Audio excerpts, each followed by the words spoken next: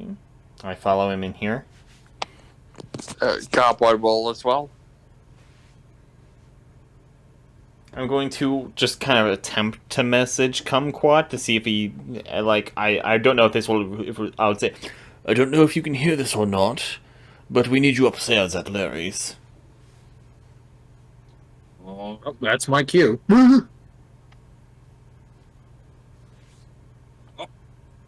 You can respond to this message. Yeah, that was my response. That's my cue. Oh, okay. There you go. The door was like wide open, by the way. That's how you can tell you to go into that room. Mm-hmm. All right. All right, Larry. You're wiping away his tears and composing himself. He proceeds to tell you about the history of the tavern. This this place was once known as Lucky Larry's. I founded it with my after marrying my wife Nova. It was beautiful back then. It was about 36 years ago now. The light of the town in its early years, as people say, and it allowed me to support my family's future endeavors. Nova, he had a knack for growing fresh fruits and vegetables. Eventually started a garden behind the tavern. We started running low on We started running low on help, so we decided to start a family. We admittedly kind of put a lot of pressure on my boys. But my firstborn was Frederick, who was a passionate musician who helped operate the tavern with me. At that point, I redesigned the sign to read "Lucky Larry and Sons." It was a beautiful moment for us and my family. I think Frederick kind of resented me for that, considering I didn't exactly fully support his musical career.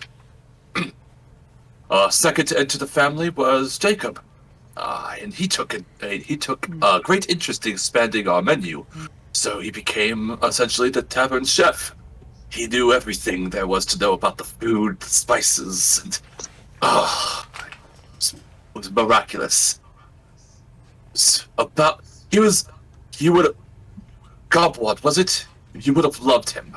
You two would have bonded over the greatest recipes. And then, in hopes of having a daughter, we conceived a third son, Jericho. It was a bit disappointing on behalf of my wife. She always wanted a daughter. But with 3 sons, a bustling business, and a beautiful wife, I saw every day as just absolute perfection. And one day, a short duo that seemed like, I want to say an elderly gnome couple visited the tavern. And along with them came a red-skinned tiefling. The trio spent a healthy amount of time enjoying my company. We talked a lot. The old gnome man eventually asked if I wanted to live like this forever. And being honest, I said yes. The discussion revealed that the gnome's partner was a warlock whose patron controlled the forces of entropy. She said if I were to make this pact, they could keep the tavern alive as long as I was alive. So, the discussion led to the following terms. I cannot abandon the tavern. I must always serve the customers during hours of operation. In return, my business would never run out of food, drink, or water. The building would survive any natural phenomena. I would never run out of money, and would never see a day without customers. For the sake of my children's future and my wife, I agreed to the pact with the being known as Lalad Ya'oth. Can I run a history check to see if I know that name? You may. May I also make that check? All right, it's big brain time. 18. Nope. You recognize that as a lesser celestial creature, who is very but lesser is used loosely in that they're about as strong as one of the lesser gods. Mm-hmm. So, do I know if they're known as a bad spirit or? You know them as there's like a couple of names for them, like the Lady of Entropy, the ruler of decay and stuff like that. A very powerful celestial creature and very, very evil. It's like, oh, Larry, you fool. Oh. I apologize for insulting you, but you are a great fool. I know. It's true. I am a fool. Events outside the contract eventually led to the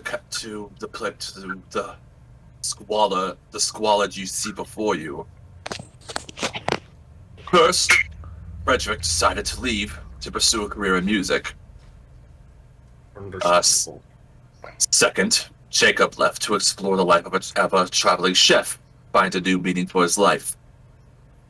And then about 6 years ago, that's when the tragedy struck again. My wife died giving birth to our fourth child. It was a daughter. And where is she now? Eddie breaks down a little bit again, crying. Grief struck. I cared for her strongly as I cared for Nova. Tavern never went bankrupt, but its funding slowly reduced to little more than survival and operation costs. Jericho attempted to steal from a rival tavern and was put into prison. Along with Luna, and I just continued operation for about 2 years after that, waiting for my son to return. But my attention was dedicated to caring for Luna instead of the tavern. At that point, I began neglecting customers, and the tavern fell into disrepair, which conflicted with my pact. So, Lady Yoth took Luna away in the middle of the night, vanished without a trace.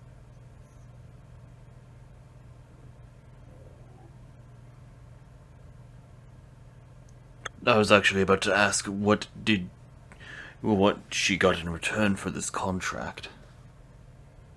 Oh, I don't know. I really don't know.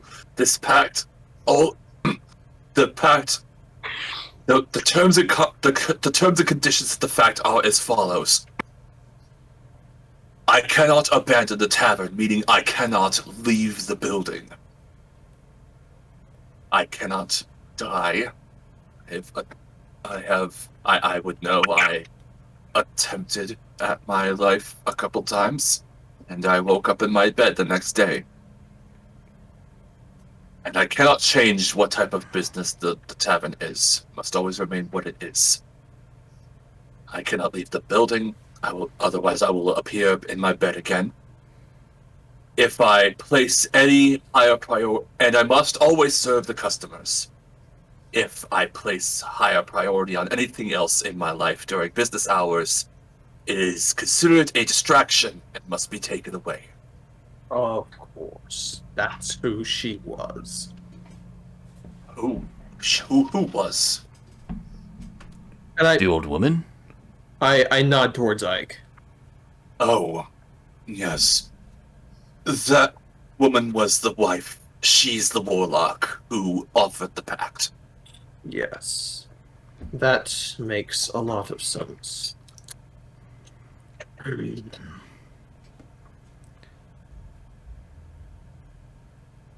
I think. Is there anything else unusual that you've noticed since you've been here? I'm mostly aiming that at the other two. Well, the doc said something about the crappers being off. Anything else weird you saw? Every time I've cleaned a room in this building, something dark has followed.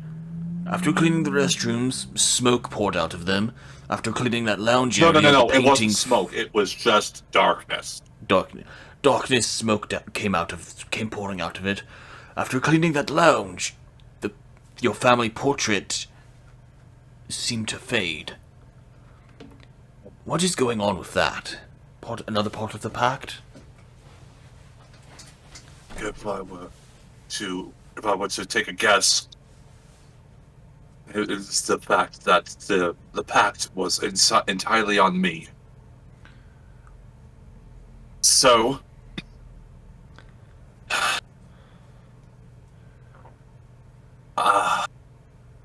listen, you are obviously all in incredible danger. You do not need to continue to help me if you wish.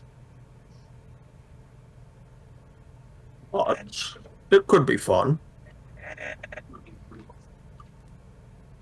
What the hell? I'm sorry, I was eating. Oh, okay. But, like, this... The Lord Ya'oth is, as I said, a being of entropy. And she, in turn, is not exactly thrilled about restoring the decay that she is manifesting upon the tavern.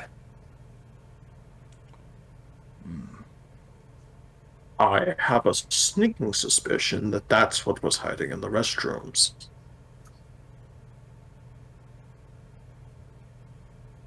Obvious place of decay.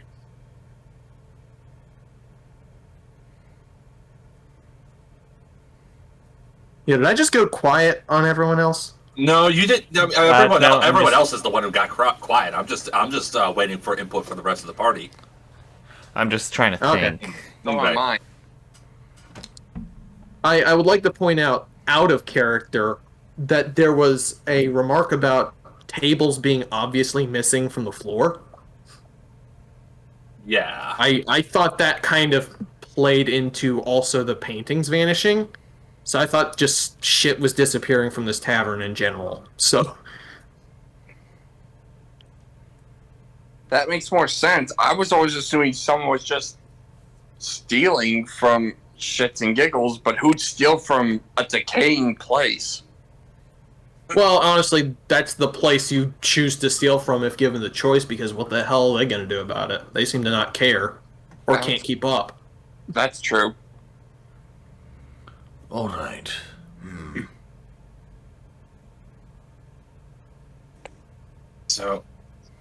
So obviously, what's going on here is that he is basically trapped in this hell of a life because of the dark creature that he made a pact with.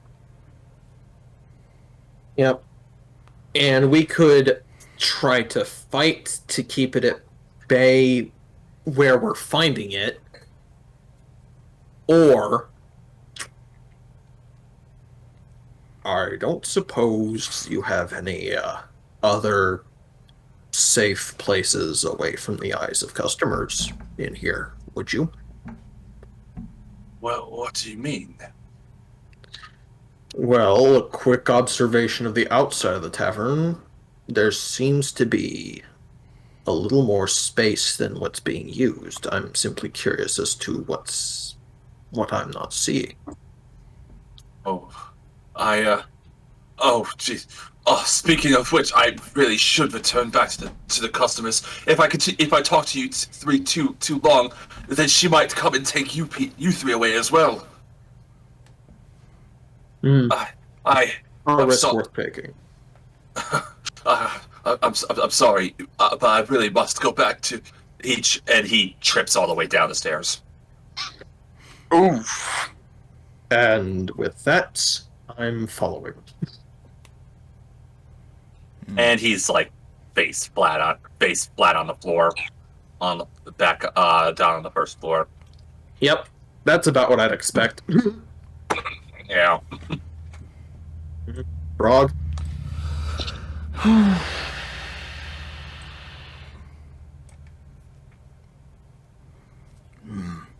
Trying to think. Frog. His foot twitches a little bit. Come on, let's help you up. I'm gonna try and As help a him up. doctor, I'm gonna look him over. There doesn't seem to be anything broken. Just a light sprain on his wrist.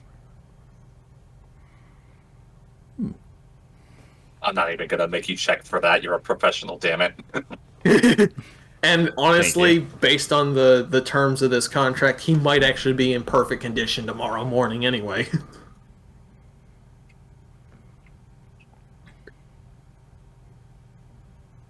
Oh man, Dylan keeps losing connection. That's weird. What? Oh yeah, you're out of the owlbear again. There you go. Oh, is it because you're having to tab out to something else? Yeah. Okay, that makes Oh. sense. Oh, that's weird. That's a dumb decision, Albert. What is this? No, I'm joking. Okay. All right. So, because it would be obvious looking at the outside of the building, and you're not seeing it inside. What is this section over here? Like that's what I'm going to go investigate. What's over here? What's over where? I guess this black area here. Oh, Like, hang on a second. Is there anything there, or is that just like a? No, hey, there is something there. Just hang on a second. I'm having trouble figuring out what that is. like I'm like, oh, okay. because that is oddly suspicious, and it would be oddly suspicious on the outside of the building too.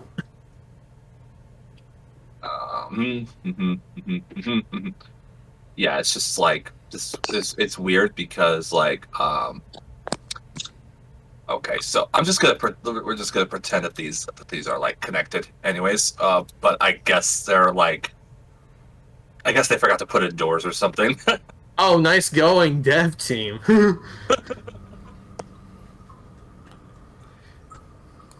So what are they? I'll just go ahead and make some right now.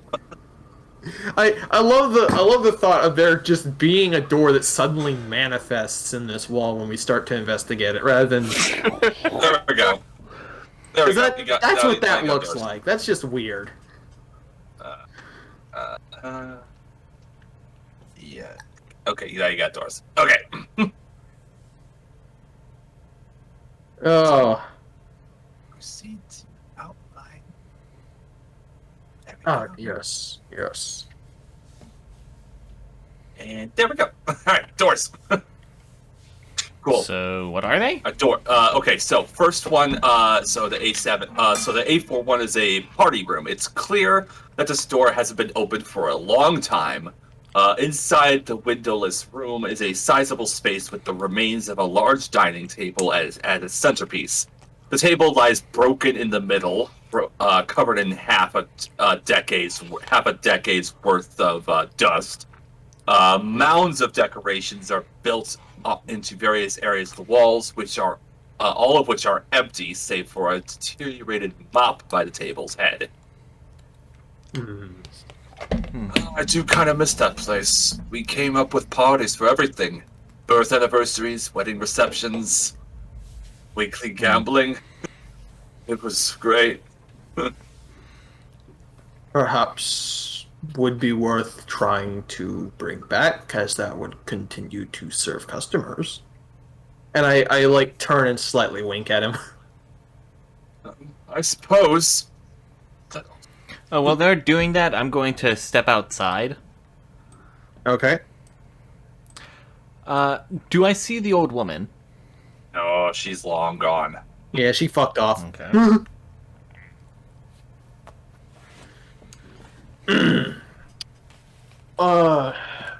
Okay. And then A7's just like a broom cover or something like that, I assume? A7. This small side room has a small broken lock on the handle. Okay. Inside are 4 stacks of barrels, the lower of which has begun to warp and leak. And all the barrels in the room are teeming with bacteria and mold. Oh, classy. Oh, yeah. Stopped using that room when I took wine off the menu. Now I got the barrels I need right here in the main room. Wait, do people take it from here when I'm in the kitchen? Possibly. Very well. It seems we have very little we can do to immediately aid you aside from cleaning out your restrooms and doing a little bit of cleanup in this space. I suppose. If it's at all possible, perhaps you could, maybe help restock my supplies as well. Absolutely. Very good. I don't have a whole lot, but I do have enough that is used specifically. I do have enough money that can only be used for the benefit of the tavern. So I will give you any money that you need, depending on what you wish to buy in order to restock everything. Godboy just turns over and he's like, "Alright, I'm going to properly restock that kitchen. We're going to revamp that menu." Oh, I do suppose it does require a bit of that, doesn't it? You cannot be faulted. You have not been able to leave. Yeah, yeah, you're right. Thank you, all of you, for helping me offering to help get me back on my feet. Least we could do. If you are going to help him restock, I'm off to do something by myself. I shall return. And I'm sure going you don't to need leave. assistance. For what I'm about to do, it should require nothing. Okay. Larry sees like the mop in the party room. Oh, is that where I put that? I've been looking for 4 years. Thought it'd be funny to put it up there, but now I actually need it. Godboy face palms. Please don't let Larry try to use that mop. No, that is actually what Kumquat immediately goes to grab. Like, you are to serve customers, remember? Also, he's been looking for it for that mop for 4 years. Yeah, it's probably gonna fall apart if he touches it. Oh yes, of course. So one of the customers, of course, are being extremely rude to him. over and over again while he does Unfortunately. his thing. Yep. Some things never change, like the mentality of this crowd. I think No, it's fine. Us service people are here to put on a show. As long as some of them are happy, so am I. That was an out of character, but fair enough. It's actually his response to the rude guests. Fair enough. So okay, I do actually want to see if that mop is any good at this point. Like, Oh well, I mean, the mop is usable, but like, there's like a lot of mold and mildew in the bristles because it's just been sitting there for 4 years. oh, yeah, that's what I was thinking. It's like that doesn't seem right. So it needs it needs to be sterilized before it's usable again. got what she said, and he goes, "Okay, that's my cue to go restock on the food." Yeah, before you lose your lunch, right?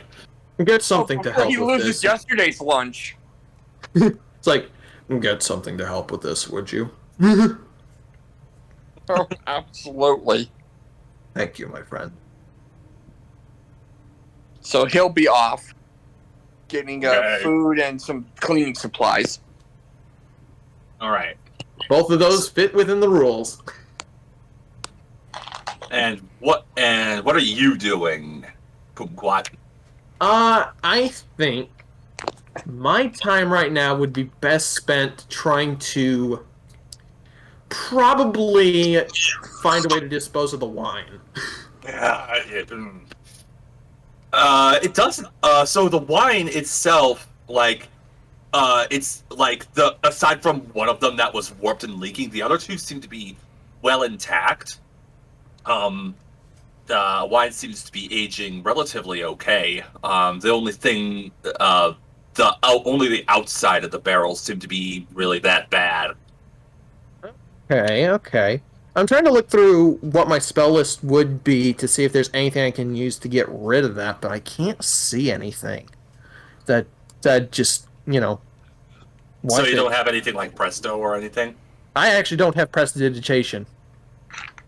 What would have been that spell slot? What would have been that cantrip slot? I put shape water in because I need to sit in water for like an hour a day, and that just makes it a little easier. You could use shape water to relocate the wine into different barrels. That is a possibility I hadn't considered. Yeah, and then remove the shitty ones. yeah. Let's go check for different barrels, and we can honestly just like time skip over that if we can find any. So. So you have no problem finding barrels because they're all being used as chairs in the actual tavern. Oh, I mean like spare ones, obviously. But Well, like, if there are chairs that aren't being used, then like, yeah, absolutely use those. a lot of so you can tell that a lot of the chairs are actually like really badly made. You can tell like you have a sneaking suspicion that Larry built them. Yeah. I mean, when you get started from the ground up, you gotta work with what you got. If you don't got a lot of skill, then that's what you get. Yeah, but let's just say that he's been rolling a nat 1 on everything he does in this tavern. Well, he's been working himself to death, except he can't die. So, like, the hell you expect? That's very fair. That's very fair. Good for you. He probably has like 4 levels of exhaustion. Yeah. No, Yeah. no. He has 10. Jesus. I mean, I'm pretty sure you can only get 6 before you die. Exactly. Yeah, exactly. He can't die. Oh yeah, good point. Okay. It's He probably, can't it's probably die. 10. It's probably 10 because he cannot go any higher than that because it's I'm literally kidding. impossill. I'm kidding about I know 10 you're levels, kidding, by the but way. like I don't think you're kidding as much as you think you are. Alright. You're right. So- God, I think you're right. Jesus. So, DM. I would like to find that prison. Oh. Okay. Clever girl. You want to find you want to find Jericho. Yes. Okay. Where'd Hijera go? Okay. Well, um,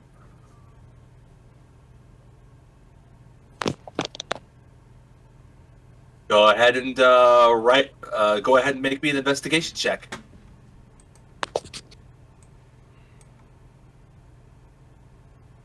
Oh, thank God that was almost in that one. Let me put. It was investigation, so 14. So after some time, you are able to find the prison. You see a warden, and he says, "Oi, Before I do go up to the prison, I'm going to use a thing we haven't discussed yet while we've been recording, a part of Vespera's blessing as... oh, I will be transforming myself. So Ike, thanks to Vespera's blessing, is now gender fluid. He turns himself into female. there we go. Oh. Okay, Clever. I like it. gender fluid, hell yeah." As he becomes, she becomes gender fluid herself. Yep. Oh, So he pretty much looks the same. Can I say that his clothes change whenever he... Or, like, their clothes change?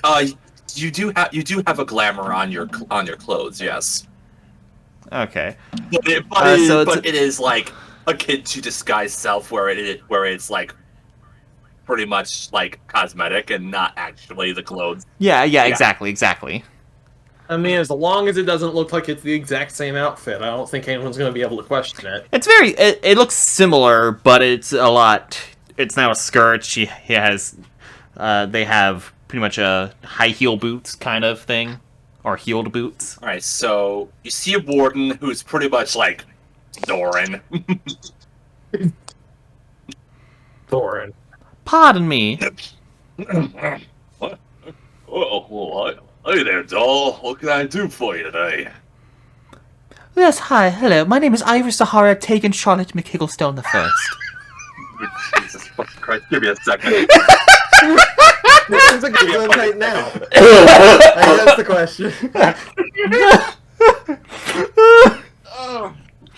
I've been holding on to that for a while now. I hate it. And he responds, bless you. Yes. You may just call me Iris. I'm here looking for someone. They go by the name of Jericho. What was their last name? Baker. Jericho Baker.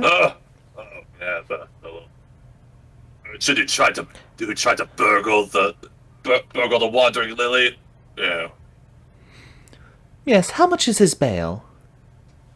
Just fail. Right, yeah. Are you serious? How much is his bail? 100 gold. Consider it done, and I'm going to pay his bail.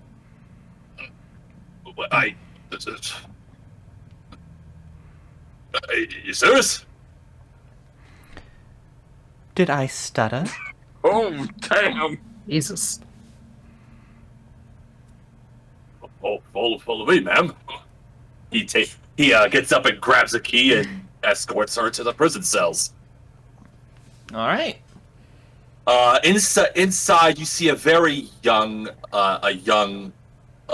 boy. Like he's not even fully grown man. He looks like he's only like fucking 12 or something. They imprisoned him for 4 years, and he was only 8 at the time. 5 years, Jesus, and he was only 7. God. Yeah. Yep. And he said, I'm going to so. right there in the cell. I'm going to give him a quick checkup to see how he is. See if there's. He doesn't seem to be worse for wear. He's basically just fed enough. He does look a little malnourished because of how basic the food is there. But other than that, like I'm going to kind of kneel down. It's like, hello there. good news, Good news, little scamp. You made bail. The kid looks up at Iris and the warden, and he goes, "Who are you?" I'm a friend. And I offer him my hand. No, seriously, who are you? I'm a friend of your father's. My father. My father. Is And I just simply... he? Hmm? Don't tell me he remarried. Oh, no, no. I'm just a friend, that's all. I don't think anyone could replace your mother. He takes his hand and gets up. Is he okay? Let's just say he could be better, but seeing you will definitely make him better. Come along now. Okay. And then, And he follows. as soon as we step out of the prison, I'm just gonna look over him again, just like, alright, I'm going to quickly I'll just give him a cure wounds to just kind of... to try to... like, if there's anything wrong, I'll give him a bit of rations I have on hand, a drink of water. Well, okay, all right. So any scuffs that were on him are quickly gone, and he enthusiastically drinks the water and eats the food. Mm-hmm. He looks like he hasn't had a proper meal in years. I believe it. Thank you. I don't even know your name. Iris Zahara taken Charlotte McHigglestone. What? You can just call me Dr. Iris. All right, Doc. Thank you. Now, let's get you home. Yeah. Yes, of course. I hope Dad's okay. And sure enough, I'm going to escort Jericho home. I'm going to escort Jericho back to Lucky Larry's. Okay. Good call. Let's see. I'm just gonna grab a quick token for our boy here. Here's something I want to ask. What's that? Is there any way Gobwad can rent, like, a coach or a wagon or something? I don't see why not. Who are you talking to? What do you mean? Who do you want to talk to rent something like that? Who would I talk? I mean, there are plenty of stables and stuff like that. okay, he'll go to a stable to try and see about that because he is going to haul in a lot of food. Oh, okay. All right. And so, just while you're doing that, I'm just gonna go ahead and grab Jericho, put him in there. Cured meats to cure what ails the tavern. Oh, There we go. Don't laugh at that. That doesn't deserve a laugh. Anyways, all right, Jericho. Right. So, Jesus, much are you gonna get? Okay. So they say that they can offer two horses and a wagon for about 100 gold. done. Okay. All right. Cool. So how much are you willing to spend in order to for the whole thing? As much as I can. As much as the budget he has will allow. How about as much as the food storage will hold? Yes. That is a better assumption. Max capacity. Okay. I was going based off of what the funds could what the tavern funds could actually afford in terms of all that stuff. Okay, well, Because all right, I've got no idea how much that is, so well, okay, so for the horse and the carriage and the and as well as the food, it comes out to a total of 150 gold for all of it. The budget for the tavern is only able to pay for 100 of it. I'll pay the extra 50 gold. Okay. Yeah, so yeah, he doesn't get like I said, he doesn't get a whole lot to keep the whole place open, and he can't exactly hire anyone because one, he can't leave the tavern, and two, no one wants to work for him. Yep. All right, and what have you been doing? Aside from playing the waiting game, funneling wine into new barrels and trying to get rid of the old ones, I've been actually taking them out into the back and just like acid spraying them until they were gone. The bad barrels. Yeah, or like setting them on fire rather. I mean, that works. Yeah, it's just like, at that point you may as well. Like, there's not much else like he could have done with those beat to hell barrels or the mold on them, that kind of shit. So like the game plan after that was to basically assist in serving, but like he had to be really careful with handing people their food and drink. Larry would eventually catch on to what's going on, and he offers you gloves. Oh, excellent. Yes, thank you. Yeah, montage. Gonna need a montage. Gonna need a montage. Anyways, yes. Yeah. Yeah, it's just like there's not much to it. I think at one point, like, one customer gets super snotty with him, like, not like, oh, fucking grung, nothing like that, but just like, the way some people just are to service workers, and because I'm not actually employed there, they might have accidentally gotten their drink dumped on their heads. Accidentally with air quotes.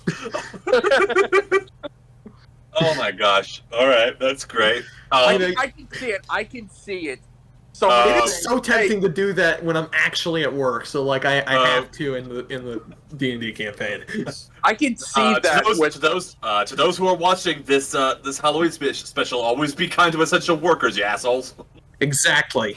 I was trying to say the greatest horror. I was gonna say I could just see Kumquat just cleaning up and helping out, and someone saying, "Hey, a little frog person, I think the wandering lily might be up more your speed." Hey, you asshole!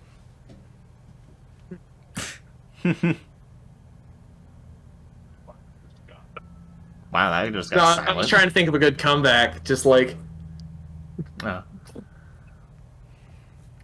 Yeah, so hey, Better smoked Froggy! than croaked. I don't know. That's the best I got. Oi, Froggy! Ever thought maybe the wandering lily's better fit for you? So, alright. I want to say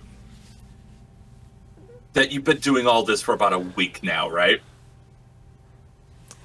Hold on. I want to come back with his son. And I want to come back with the mountains of food.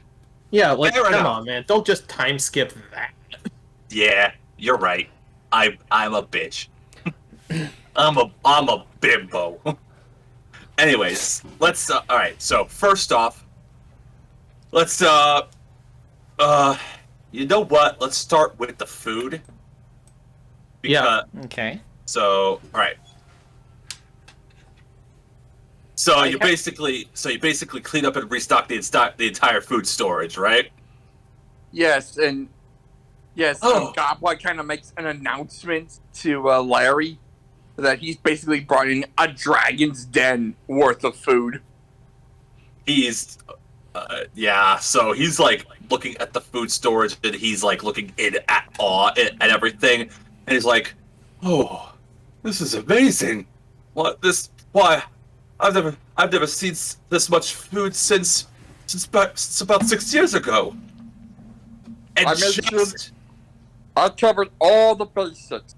Flour, sugar, every spice you can imagine, salt, pepper, all kinds of meats.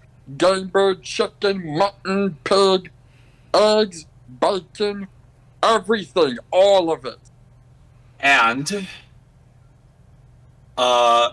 as you're saying that, you suddenly notice that Larry looks a lot more gaunt, as if he was suffering from starvation.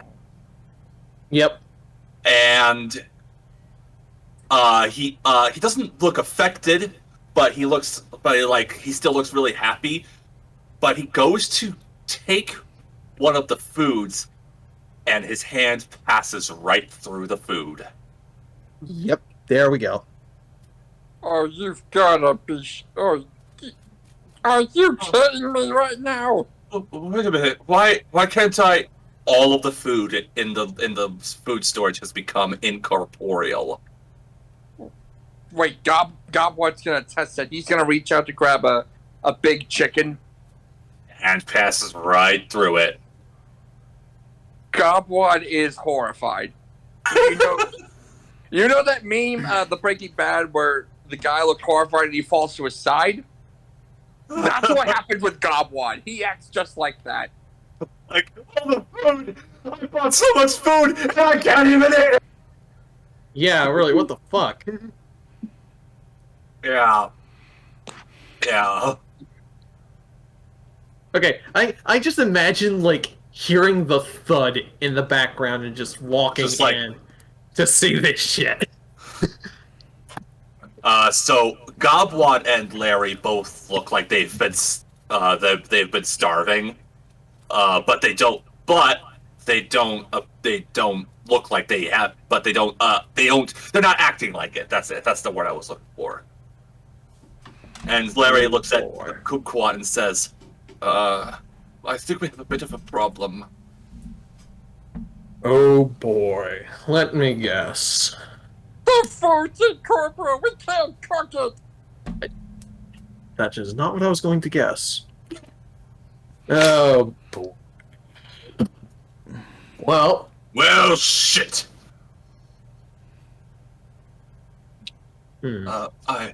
I'm sorry, Kumquat. I sincerely apologize for everything. I didn't. hang on, I have a theory. I think you might be angering the Lord. Well, I think it might be a matter of questioning when working hours are. You might not be able to eat while on the clock.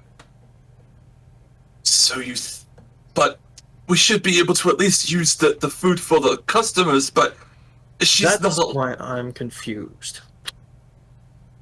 We followed the rules. We followed the rules.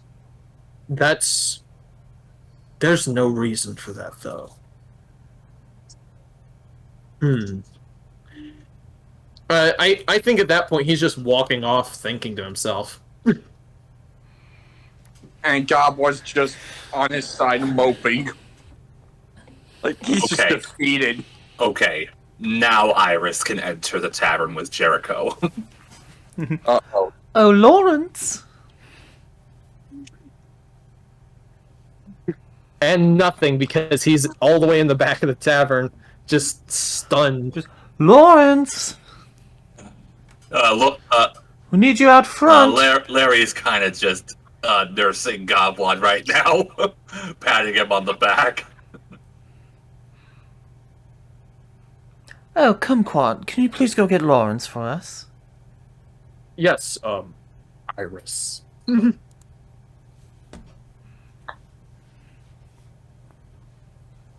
Alright. Excuse me, boys. We have a situation up in the main. Come on. Yes, of course. The moment Larry exits the room, his looks return back to him. Mm-hmm. I see. So it seems to affect. It seems the gaunt starvation appearance seems to only affect you when you're inside the room. Uh-huh. Okay. Okay, so Larry comes out, and oh, my sweet boy, Daddy, and they just, what you would expect of a nice, touching family reunion. After Larry trips over himself. No, I'm kidding. Asshole. Don't be mean. Don't be mean. I can't help it. Oh, I thought that it should at least improve things a bit. oh, thank you. Wait, have we met? You look familiar. I pull out the plague mask. It's like, let's just say I also have a pact that's a bit more favorable than the one you have. Oh, It's still me, but address me as Iris in this form. it's you. Oh, my goodness. Your pact is very favorable. Eyes are up here, Lawrence. I don't know what you're talking about. He says, blushing. He says, looking away, blushing. Uh-huh. Yeah, sure. God damn it. Right. Now, let's get back to work. We don't want to anger her right now. We're at least we're going to try everything we can to help you, but we still have to follow the rules. State all the rules of your pact again. I cannot leave the tavern, and I need to serve the customers during business hours. All right. Good. It says you don't have to serve all the customers. Get me a barmaid outfit. I'll begin working. Yes. Of course. By the way, all the food that we bought cannot be used. What? I'm going to go investigate it. I'm going to go investigate. Yeah, you can't touch any of the food in the food storage. It's all incorporeal. What about the food that was there before? That stuff still seems to be usable. Wow. What good is buying all this dragon's den worth of food if you can't even touch it, let alone cook and eat it?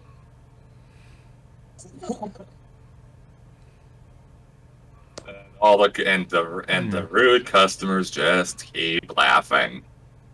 Wow, it's almost like a being of entropy doesn't want any kind of excess. Wants to see something fall into complete disrepair. Excess! A being of entropy and decay. Excess! This ain't excess! They don't. Compared to what was here before, this is technically excess. No, it's not! It's just max capacity! There's a difference! A difference! And so begins the massive tirade of gobwads, need and lust for food. All right. We'll just have to not overstock. Gobwad, try to collect a moderate amount of meat this time. God, what just died to give the Very thumbs up. just enough. Put it in the But food storage. Don't put it in the food storage. Bring it directly into the kitchen and bring enough for 1 day's serving. Cowboy looks defeated, but he gives a thumbs up and just walks out. And I guess if you want to take away my food. Just so mad he can't even speak anymore. Meanwhile, Larry is like too happy with Jericho and like, oh, Jericho, before I begin my work, please come with me. Come with me. Your room is just as how you left it before you left. I'm going to come back out. Lawrence, perhaps I should show your Jericho to his room. We need to make sure you're still working and not too distracted, remember? Yes, of course. Thank you, Iris. Come along. Thank you. You need proper rest, and I'm going to get him to his bedroom. Okay. And if you want to time skip now, I think probably would be the best time. We maybe. can time skip now. Yeah. There we go. So now it's been about a week, and the getting just exactly what you need for the day has been working out well. Even if it's like extremely torturous for Gobwa to see unusable food in the food storage, being able to use any food at all does at least ease the pain. Yeah, he just doesn't go into that storage room anymore. He doesn't even look. Just fucking lock that door. Yeah, he doesn't even look in its direction. Speaking of rooms that should be closed off, I'll guarantee you at least one day during this entire week, like Kumquat has absolutely tried to see what he can hurl down into the toiletries, and just try and piss something off. You put anything you put down there, it's just like swallowed in the darkness and never comes back out. Worth a shot. Like I said, there was at least one time where he tried to do it. There was one time you could swear you saw a pair of red eyes. That But vitriolic sphere just pissed something off, but it didn't do anything else. yeah. Wait a minute. Something with red eyes and is pissed is living inside a toilet. Yeah. Oh, it's your average Tumblr user, of course. Yeah, exactly. Anyways, Okay, that was pretty. all right. So, have you been renovating the rest of the house as you've been rest of the tavern as you went? A little bit. I've been trying to like keep it as minimal as possible, but still looking presentable. Okay. So in the main dining room, have you like refurbished it with new furniture? What is that noise? Sorry, that's me. I'm grabbing a snack. I would hardly call spaghetti a snack, dude. That wasn't spaghetti, that was a plastic bag. Continue. I was making the joke of that's what that sounded like. Okay. So I would get quote unquote new furniture, knowing now that the boundaries. It's technically new in terms of being in the restaurant, but it's used. But it does look nicer. You do feel a drop on you. Feel a drop of water on your head.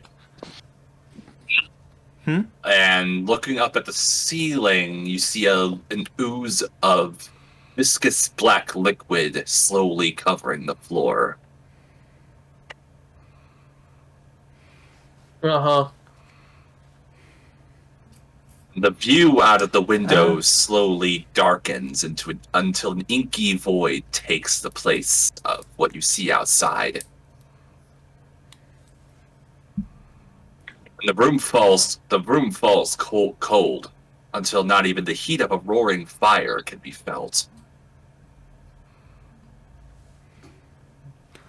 Who's all in the? So Larry's there. Jericho's upstairs. The patrons don't. The tavern patrons don't seem. I'm gonna place those tokens elsewhere to indicate like passing of time, like different customers and stuff. Here we go. The bar patrons don't seem to notice the black liquid.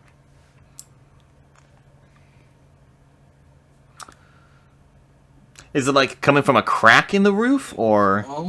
You do. It's the ceiling that leads upstairs. You can also, seeing outside the window frames, you can see like basically tiny empty demi-planes where slow breathing can be heard.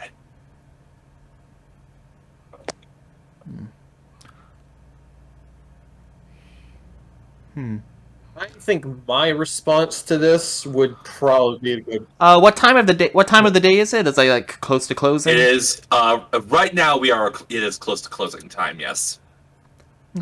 I say, I see all this happen. I say, all right, everyone, last call. All right. Can I have one more point over here? Last call. Come on, lass. What's another round for a pretty face? Who isn't is one of these random patrons? You can see what's happening in the room. Don't mind me. I'm just going this way. If this guy's gonna be unreasonable, Gobwa's gonna escort this guy out. Make a strength check. Oh, with pleasure. Oh yeah, right, barbarian. Oh, right, barbarian. You forgot he was a barbarian. Oh, shit. Oh, 19 plus 3 for 22. Oh yeah. Oh, wow. Okay, so he puts up a really good fight, but you just barely wrestle him out. And Then Gobwa looks around like, everyone else? Then last call before he storms back into the kitchen. they all scramble out. Something about that voice saying anyone else just so fucking funny. Everyone else. Oh, hey, you can change what kind of dice you can roll. Nice. I'm going to put down the stuff and say, Lawrence, go upstairs, check on your son, and stay up there. Yes, ma'am. He goes upstairs and And be sure to send Kumquat down. I was by the way, while you're up there, you do notice that there's like no black liquid upstairs at all. Yeah, in I was the rooms. specifically going to check and make sure Jericho was actually still in bed or wherever. Jericho's fine. Jericho is sleeping soundly. It is just a precaution that I felt was necessary. Very good, very good. If you two would like to join me behind the counter, I'm just going to stand there behind the counter and wait. I think Kumquat absolutely jumps the counter just to flex. Ooh, waiting for something. Okay. I'm just going to wait. I'm going to, I'm also going to pour a cup out. I'm going to point it at the count. I'm going to put it on the bar, and kind of just leave it by an empty seat and wait. Yep. Gobwa's just chewing on a piece of pumpernickel bread. You wait, and you wait, but nothing happens. Nothing is happening. Mm-hmm. It's just All right. There's no evidence that there's someone there. Just the breathing. Screw this. He jumps the counter again and slowly walks up to the door. And he looks to see if he sees any of the patrons still standing in the void, or if they're just straight up gone. So, out the door? Yeah. Okay. You look out the door and it's still the town. Only the windows peer into the demiplane. Yep. Cool. We are being watched. And that's all it is right now. So I think If we're being watched, we know you're there. We're going to continue this. You can try to toy with us all you like, but we aren't going away anytime soon, so let's try to be civil. And I, again, gently push the cup forward. Gobwa puts down another loaf of bread. And if you want, it's on the house.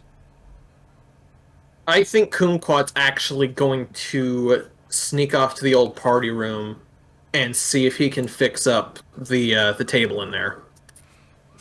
Next up. Okay. Let's see here. I'm poking the bear. You are definitely poking the bear. So, There are no windows leading into that room. That does help.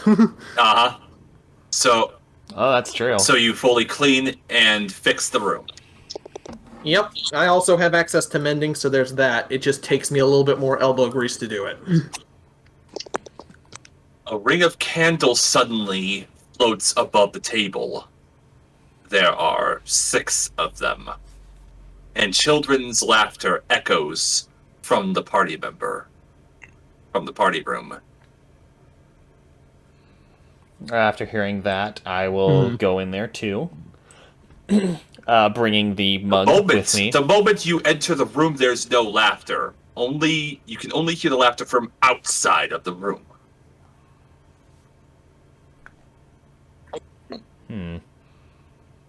So I can't hear it, just them. Cool. Yeah. Yeah. Frog. But yeah, you see exactly 6 candles around the room. Around the table. Above it. Could I take what's in the mug, use shape water, and just put out one of the candles? You may. I know it probably would catch on fire because of alcohol, but like, I'm just trying to see if there's something I can do to just like, or like send it through one candle and then just like keep cycling it through so it catches fire and just becomes a ring of fire around the candles. I mean, okay, you make a ring of fire around the candles, and the alcohol quickly dissipates. Yeah, I'm trying to see what we can do with this situation. Well, that's an interesting decoration. Well, so far you have re-renovated the dining area, the food storage room, the party room, and the restrooms. Mm-hmm. And only one of those has. Well, no, technically all of them have had some kind of. Wait. So you hold on. Say those rooms again. So, say what the A and what the number is. Okay, so A6 is the food storage. That room has been taken care of. There we go. The restrooms have been taken care of. The dining room has been taken care of, and the party room has been taken care of. Oh, and the lounge area. Yeah, there's that too. Yeah.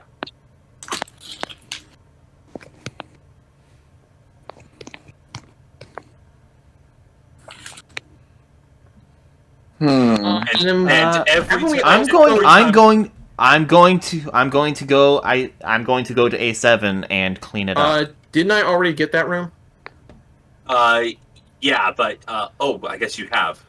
Okay. I guess you never indicated when you finished doing that, though.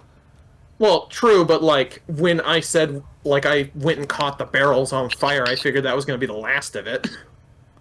Fair. So it's fully cleaned and restocked with the wine, right? So yeah, the barrels are boiling.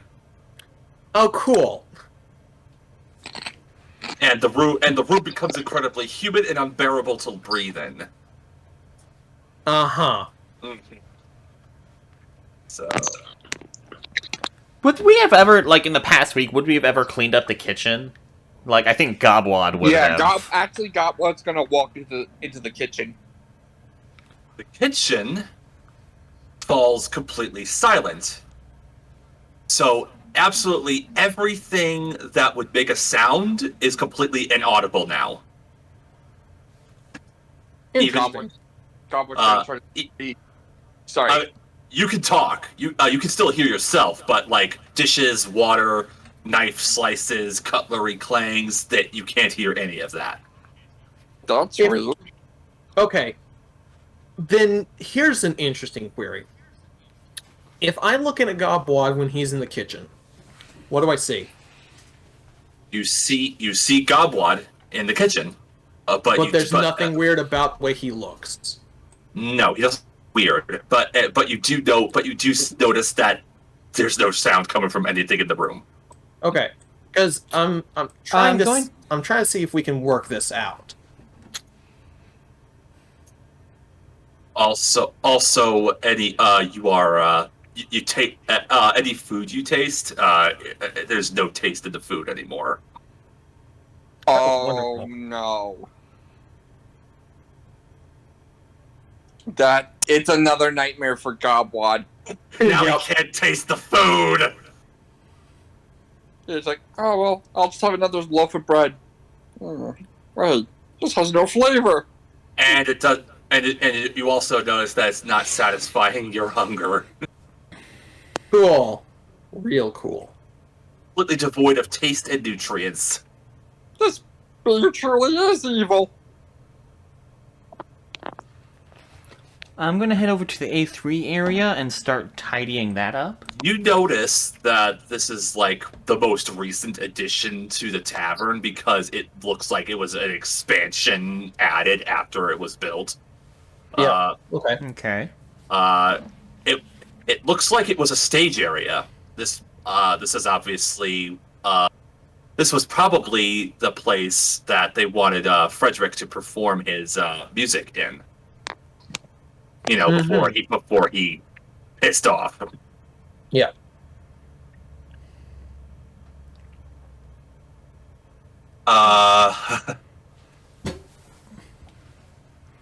So as it is fully cleaned and refurbished, the stage falls dark and emits a single droning flute noise. Make a perception check. Well, all of Just- us. 17. Just the doctor or everybody? Everyone. Okay. I got a 17. As I'm leaving the area, I'm going to go back behind the bar and put the cup down and still wait. That's an Oh, hey. unnatural. That's an unnatural 20 Hey, again. that's two unnatural 20s. Oh, Kumquat and Goblet both have nat 20s?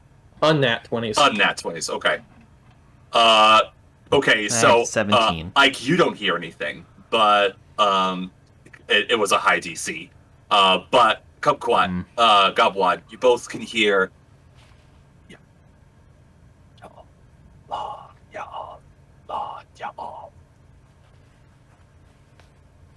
I couldn't hear that, so. It is chanted in a constant whisper, but it sounds almost as if it's growing louder. Goblet's gonna inspect the stage. It's saying what? Lad Ya'oth. Yeah. Oh, The name. being's Creature's name. name, yeah. Hello? It'll be here shortly, don't worry. So, Still have the plate. We still have a plate prepared for them. Don't worry. Yeah, it's a plate of... A plate of what? Yeah, a plate of what? Bread and mead, I guess. let's just go. What? I'm more trying to make a joke about the fact that suddenly the food has no taste, so... Plate of what? Oh yeah. Whoops. So... I'm just currently looking for something right now. You're looking for the right token, I gotcha. Essentially, kind of. I already have a token for Lud, but looking for something called a Nyart. Yart. A Nyart.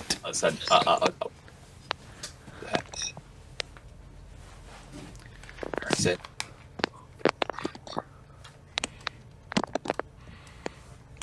Okay, there it is. Okay. Page 9. Okay. Oh, okay.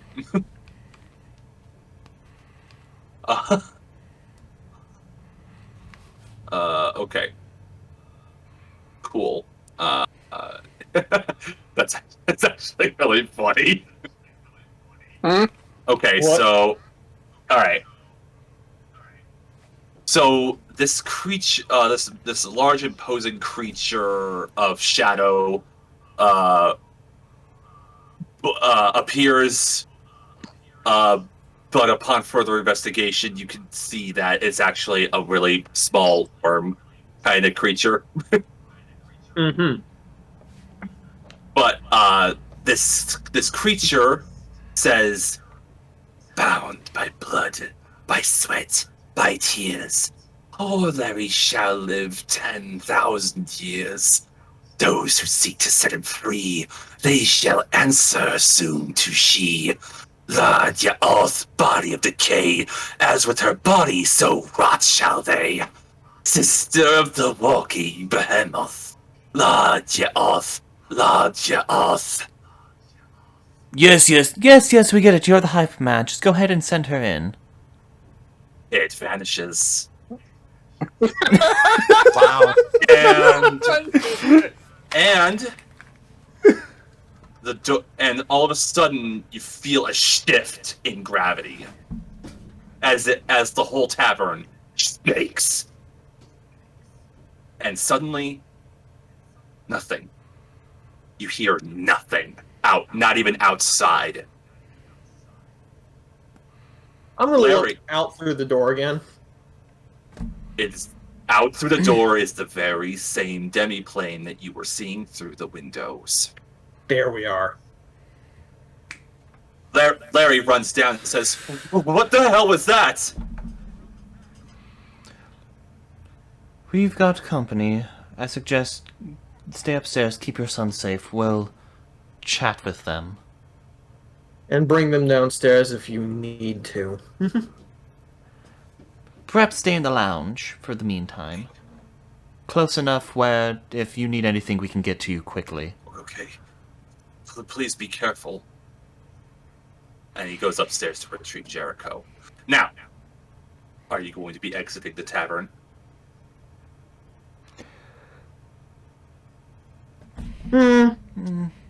Actually, yeah, good point. That's a... let's step out into the demiplane so we don't damage the tavern. We kind of put a lot of work into it. I would say take one table with us so we can have some cover to hide behind. Well, I'm Right. taking the mug. You're taking the mug. Rob Watch taking the I'm offering this drink. I'm doing my job as a barmaid. I'm heading out, and I'm pretty much on a platter. I have the stuff, and I head out the door. Okay. So, let's just change over. It is a featureless demiplane. Yeah. Let's say that. Okay. Except for Gobbo being attacked by bees. Yep. So, Any. okay, so, this will be the entrance back to, no, hang on a second. I need a better presentation. Here we go. This goes back into the tavern. There we go. Okay.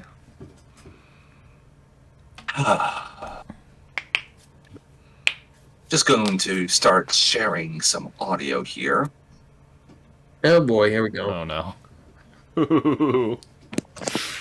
So that's the nice thing about Owlbear Rodeo is that you don't need a Discord bot in order to listen to music.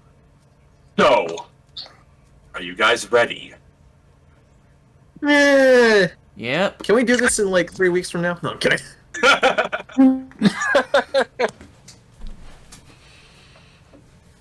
Now, a giant dark force manifests itself from the floor and becomes a massive, gigantic silhouette that peers down at you with beating red eyes.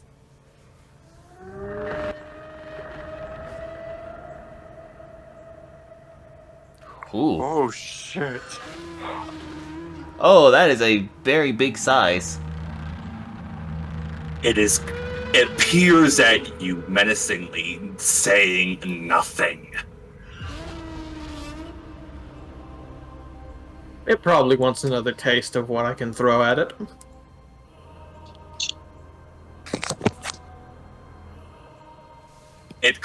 glares at you. It says nothing, but you know exactly what it's saying.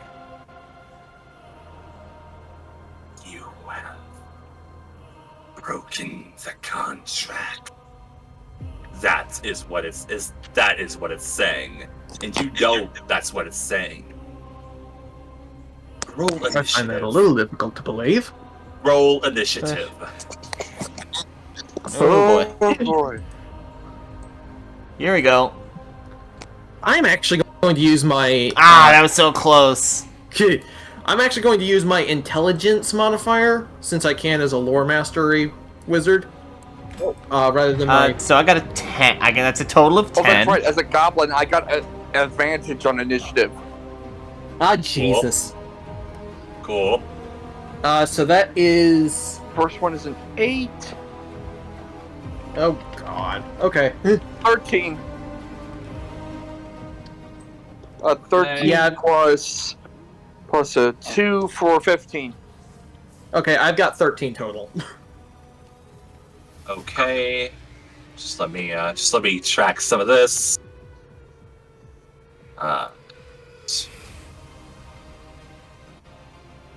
Don't mind me, I'm just muting that tab because that's actually throwing my concentration off. I'll go ahead and make it quieter for you. There you go. That's okay, I went and muted the tab anyway. Okay. Sorry. You're fine. I'm keeping it. Right now, it's at the perfect audio for the video. There you so. go. It was a little too Well, let's see how well this goes.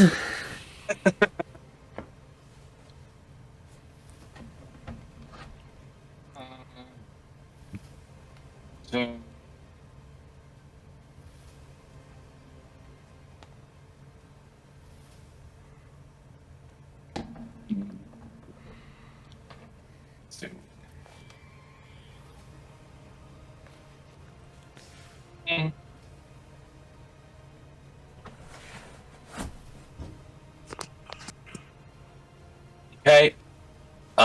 Next. Okay. So next is Gobwa. What was your initiative? 15. Okay. Oh, what's your armor class? 13. Okay. Strength save. Strength save is. I'm using an initiative tracker. Okay, so strength saving throw is +6, Okay. Dex. +2, Con. +4, Intelligence. +1. Same to wisdom and charisma. Okay, so 1, 1, and 1. Yes. HP. 69. Nice. All right. Next up is Ichabod. Currently still Iris. Okay. Dr. Iris. Okay. Let me see. What can Initiative I? number. My initiative. It's 10. 10 AC. AC's current. Oh wait. Yes, I will. Yes, no, yes, I I do didn't prevent mage armor as it's manifesting. Hmm? Did you or did you not use mage armor while Ladyaoth was manifesting? I would have, but I forgot to. Can I? I'll permit it. Okay, thank you. Then yes. Then my AC is 16. All right. Strength save. -3. Dex. +3. Okay. Con. +2. Intelligence. +7. Wisdom. +4. Charisma. +3. HP. Currently 49. Okay. And Kumquat. I had a 13 for my initiative. AC. 10. Strength. -2. Yikes. Dex. +1. Con. +2. Intelligence. +7, Wisdom. +5, Charisma. +1, HP. 50. Okay. Very good. All right.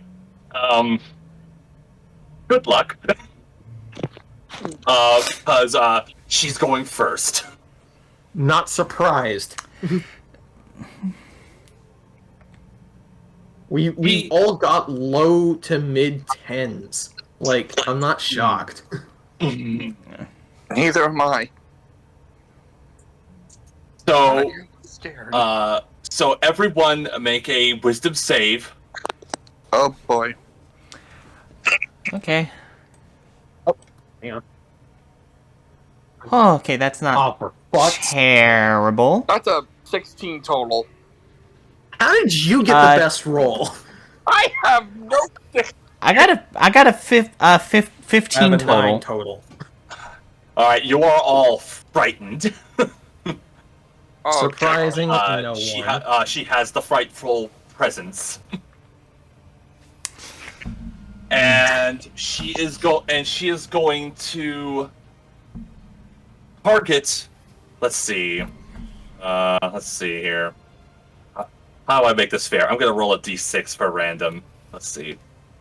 Oh, okay. Gonna attack. Gonna attack Kumquat. Okay.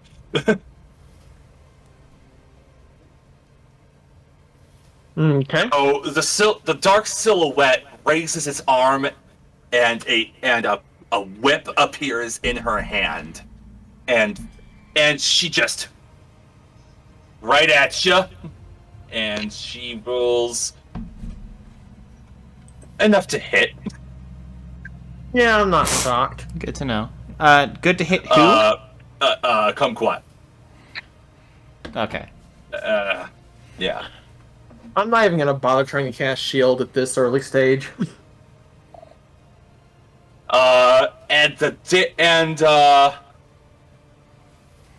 Make a con save. Okay. That's another 9. So you lose 22 maximum hit points. Ah.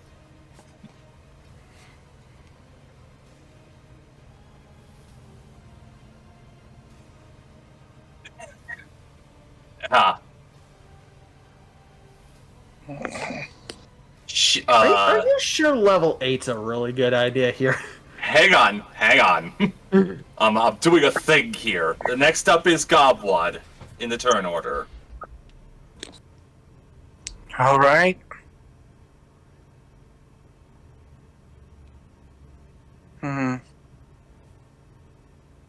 What's the limitation of being frightened?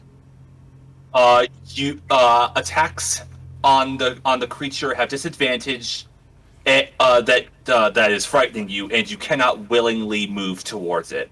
You also have disadvantage on ability checks, but Yeah. Oh fuck.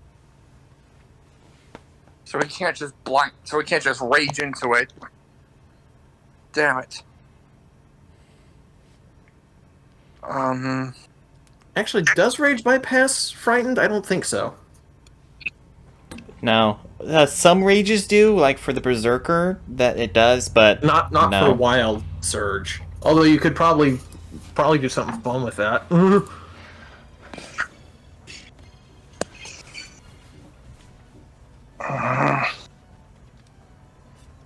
Damn it. What can I do?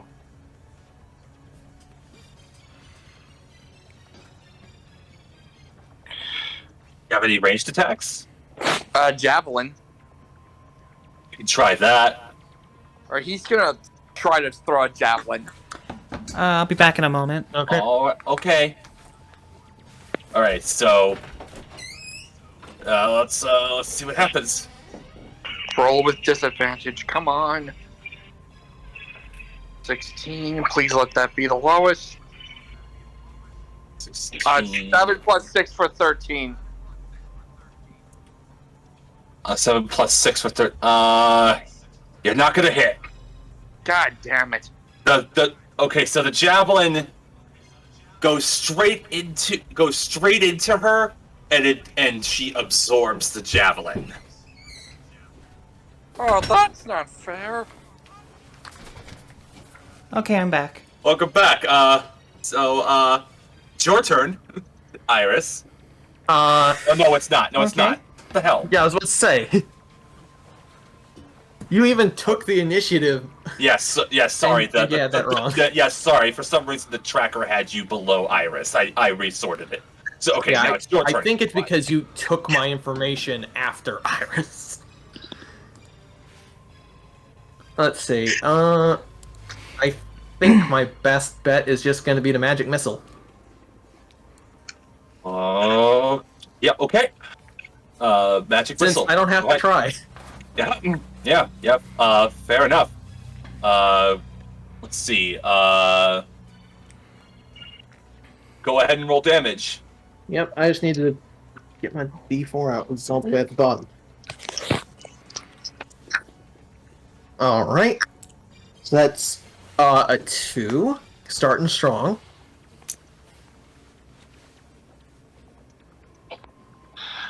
There we go, finally. So we're up to 9 damage. And actually, that's all 3 darts, isn't it? Yep, that's all 3. 9 damage. You Real roll fucking nice. nine Thanks, nine Doc. damage. Okay. All right. Real helpful. Every little bit helps, right? Okay, but like, I rolled 2 1s in a row. Come on. Yeah. So okay.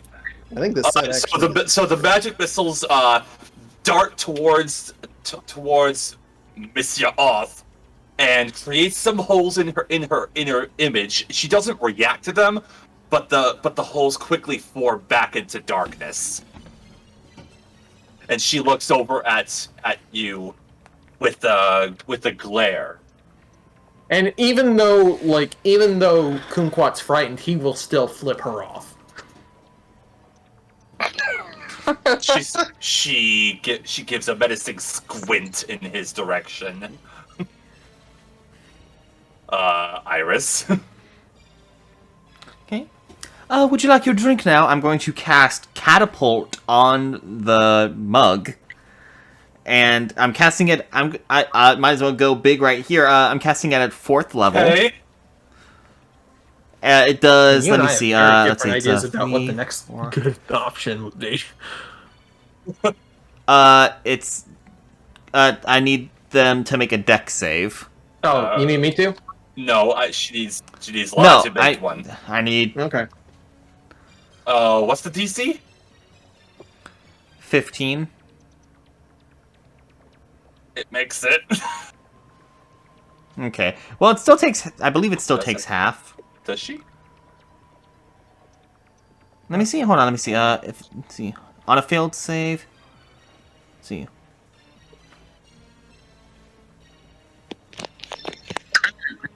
Oh, no, it doesn't. I'm wrong. No, it's a fail save. It only has to fail to save. It doesn't do half.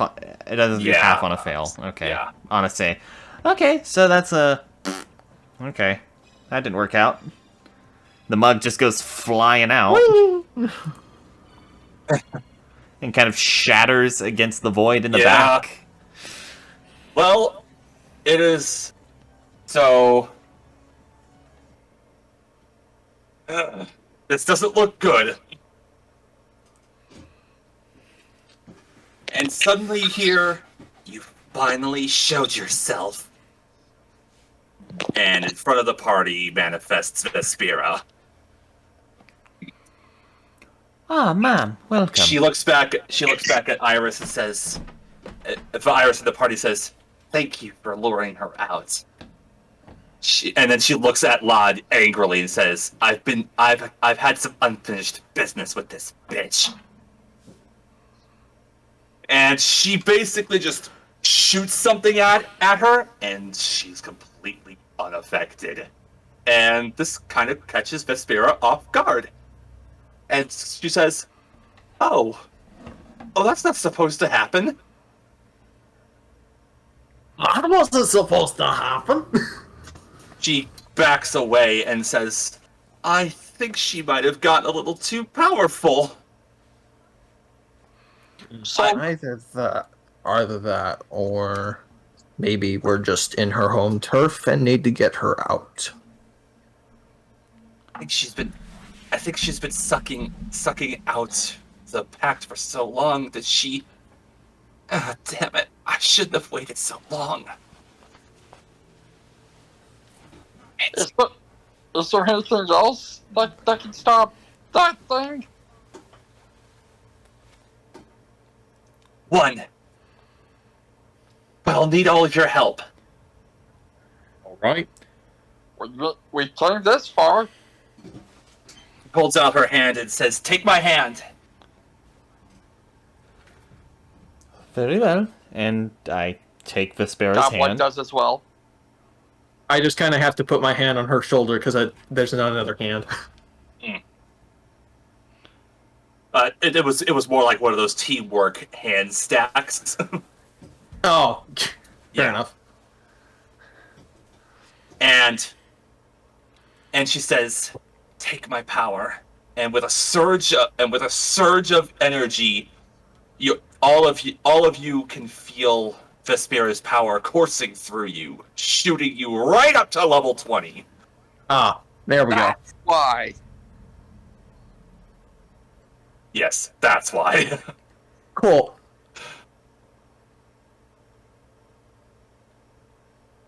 Oh boy, here we go. and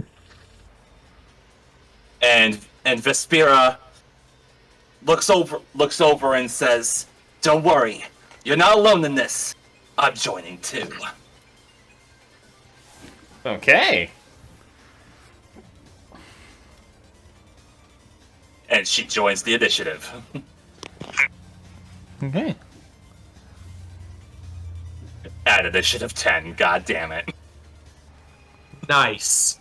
Class act. It does kind of make sense that since she came in at the very tail end of it anyway. Fair.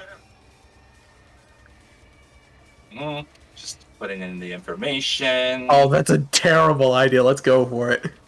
What? What are you doing? one of the spells, because I hadn't actually activated any of them on that sheet. Okay. Let's see how well this goes. Okay, I need some updated information on your characters now, of course, for the initiative.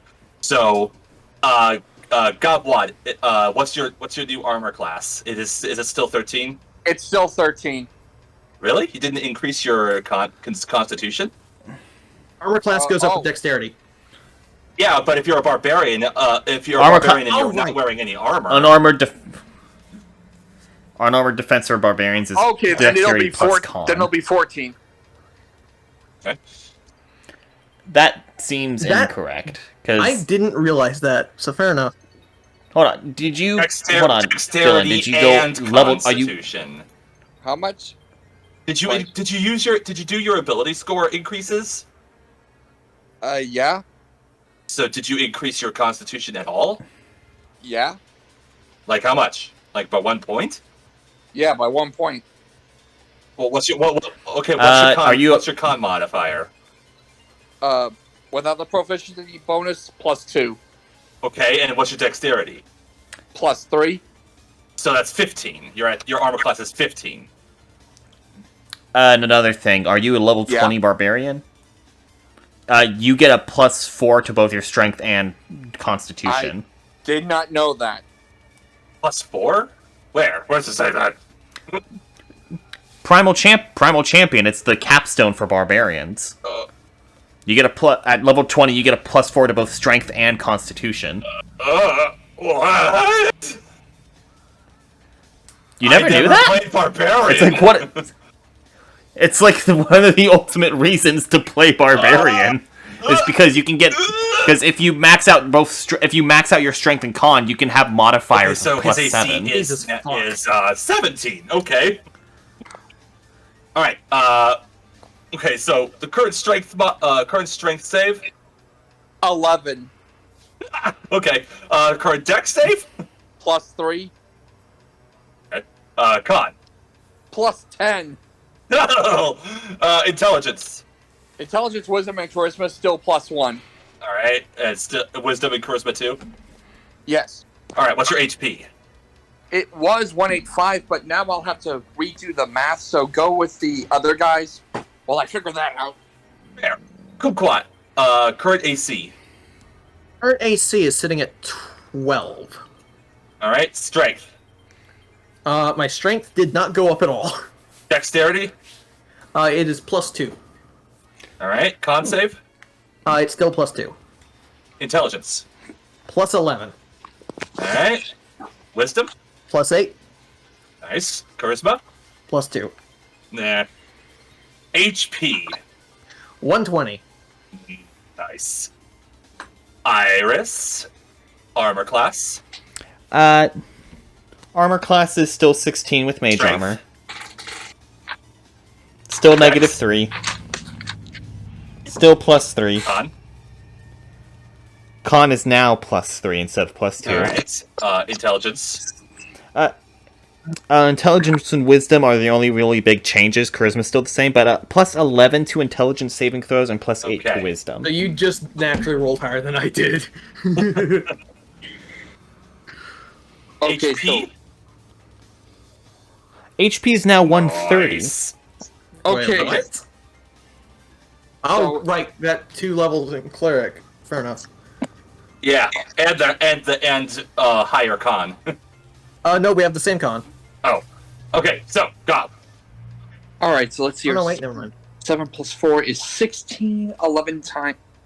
So the plus con would times 19. Let's see here. So we're trying to do the math. So that's 7, 11 times, so 77. 4 times, or not 11. What am I thinking? I'm pulling out the calculator. 7 times 19. That's 130. You would add... I'm pretty sure you would just add 40 Yeah. to your HP. Okay, 40. Oh, that can't be right. It's because you add a point for each. You add a point for each level whenever you for Constitution. You have your Constitution is increased by 2. You're now level 20. You get a point for each level. That's 40 Yeah. HP. Okay, so that's from your Constitution modifier per barbarian level after first. Okay, so that's plus 40. No, including first. Okay. So that's I don't know. 20 levels. Okay, so Constitution modifier plus 4. Sorry, I think I'm lost. Okay, what was it? What was the number I told you before? 185. All right, add 40 to it. Okay. 185, 40. That's 225. Yeah, that sounds right. Yeah, that's about right. 225. Okay. That's That's barbarians. Yeah. barbarians Yep.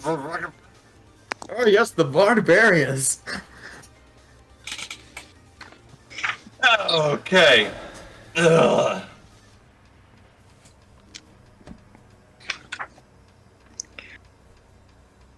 Oh, now it is La's turn, and she sees what's been going on, and so she basically does some true form shit, like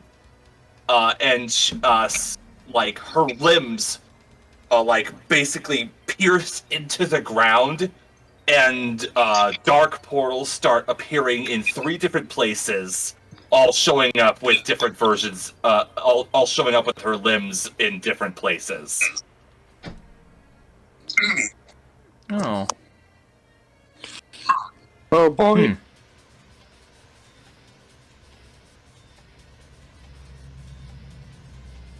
So there we go.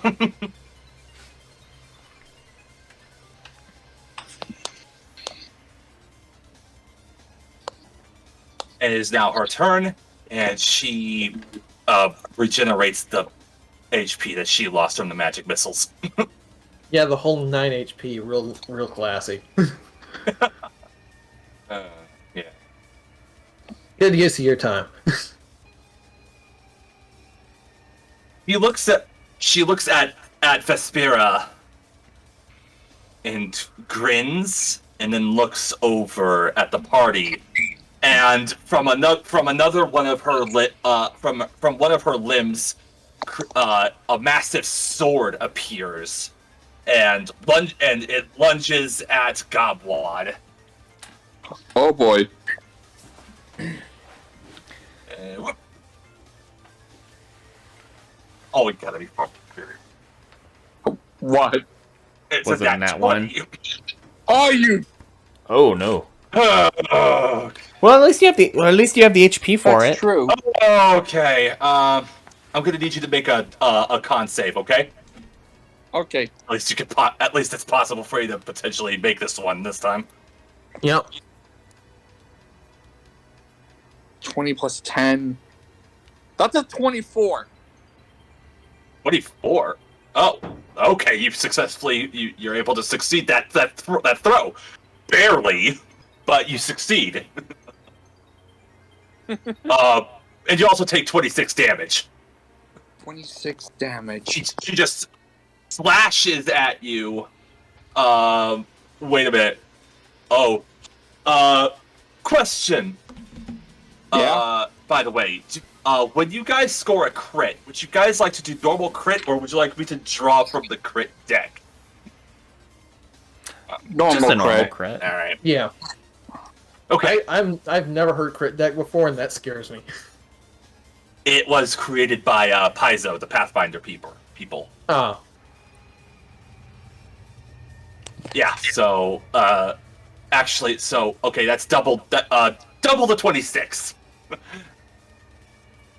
Okay, so another. Okay, so double 26. Yeah, 52. 3, 7. Okay. Did you go into a rage No, last turn, I or? didn't even get the chance. Oh. Okay. Well, now's your chance.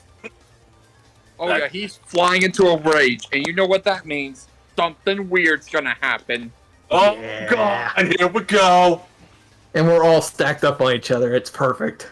And the best part, level 20, unlimited number of rages. I can go on forever. That's 7. What does that mean? Let me look it up. 777. Flowers and vines temporarily grow around you until your range ends. The ground within 15 feet of you is difficult terrain for your enemies. Oh, okay. Nice. I mean, wait, that Shame was that for doesn't that was supposed to mean be a shit. D. That was supposed to be a D8, but can we just take that as a 7 since it didn't go above 8? Yeah, sure. Whatever. All right, that'll work. All right. So, what is the surge? What did it do? It made the ground around them difficult terrain for them. 15 feet, it made the area 15 feet around me as difficult terrain just for the enemies. Oh. Well, that's shitty.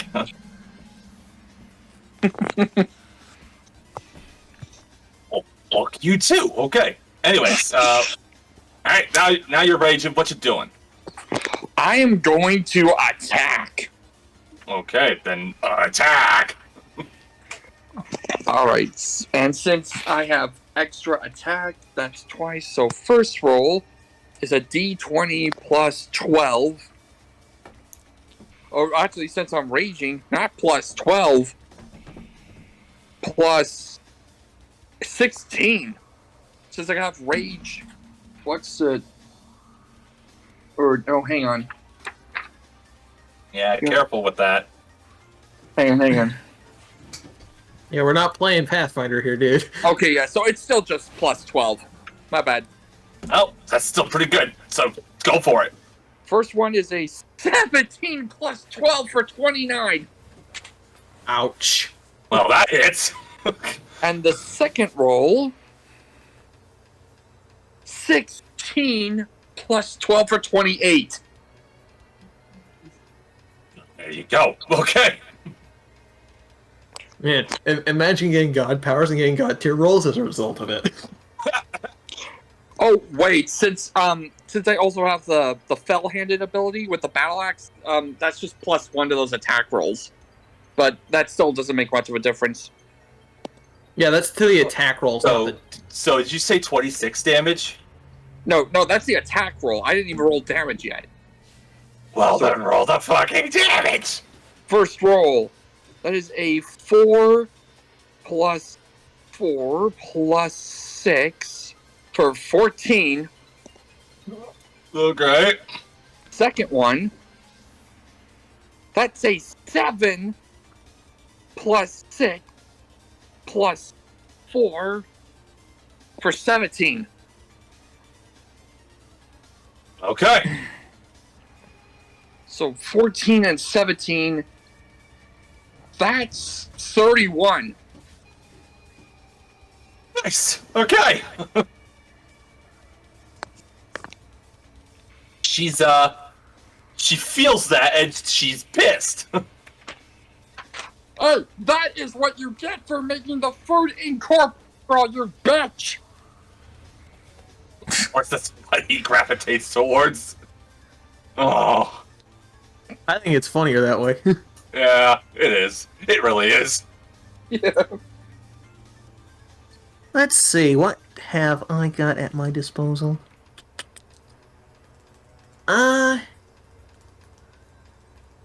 Yeah, let's see. Did I actually select... I did not select Misty Step. That is okay. Oh, right. I've got that. I fucking forgot again. So I think I'm going to start... it is my turn, right? Yeah, it's your turn. Okay, I'm going to start this off with Toll the Dead. Ah! Told the dead, huh? Yep. As long as it actually works on them, I think we're good on that one.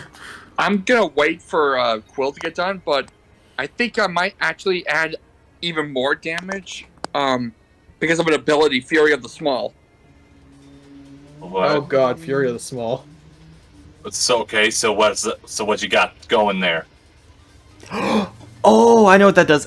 You get to add your level So to your plus damage. 20 for 61 for 51 damage. Ah. Okay. You can only do Yeah. that once, I I believe. mean, so. worth it. Still. Okay. Anyways, what you were saying, Kumquat? Yeah, Toll the Dead. Right. What's the save for that again? It is, I believe... Wisdom. And what's the DC? 19. Doesn't matter. I succeeded. Are you fucking serious? I rolled a 19. God damn it. Alright, well, in that case, I'm... closest thing you can get to, closest thing you can get to Wizard Rage, I'm gonna cast Flame Blade. And evoke that. Okay. Sounds good. Iris, you and Vespera have joint initiative. Do you want to coordinate anything with her? Maybe not this Okay. turn. But it's like, Iris takes out her spell, but it's like, actually capable of casting some of the ones I've been planning to. Thank you. Let's see how it likes this one. And, you guys are gonna Here love we go. this. Uh-oh.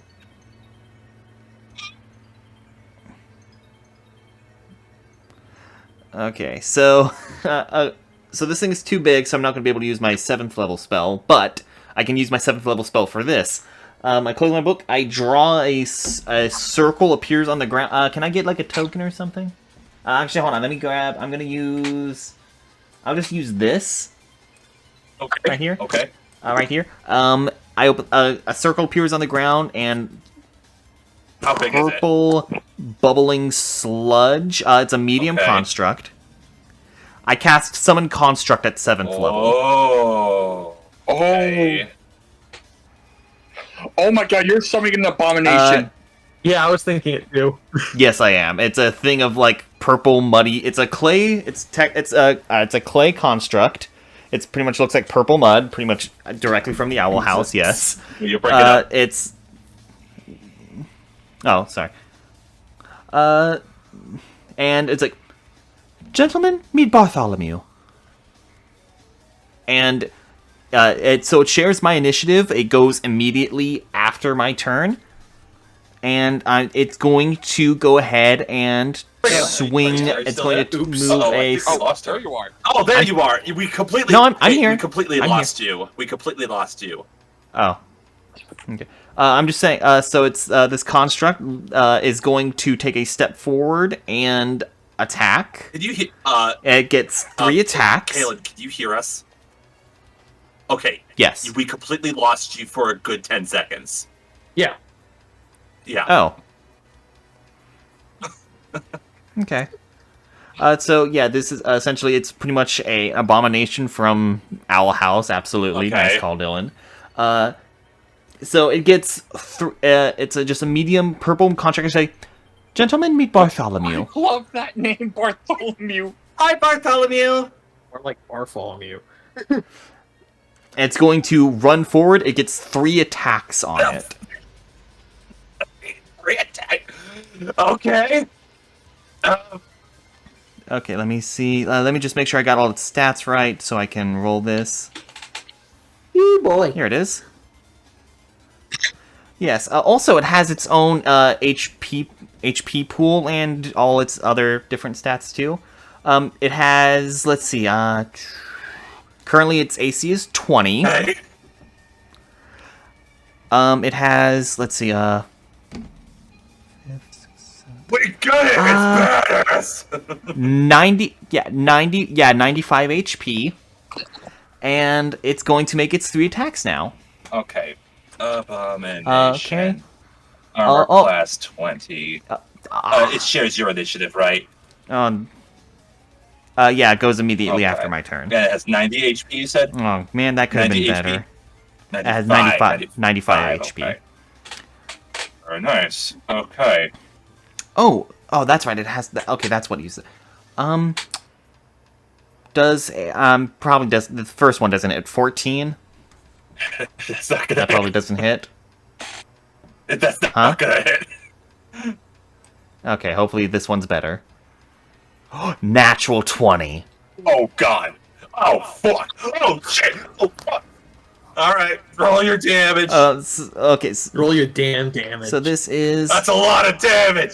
so it misses with its first punch and it goes in for a second one and it does. Let me see. Let me. 4.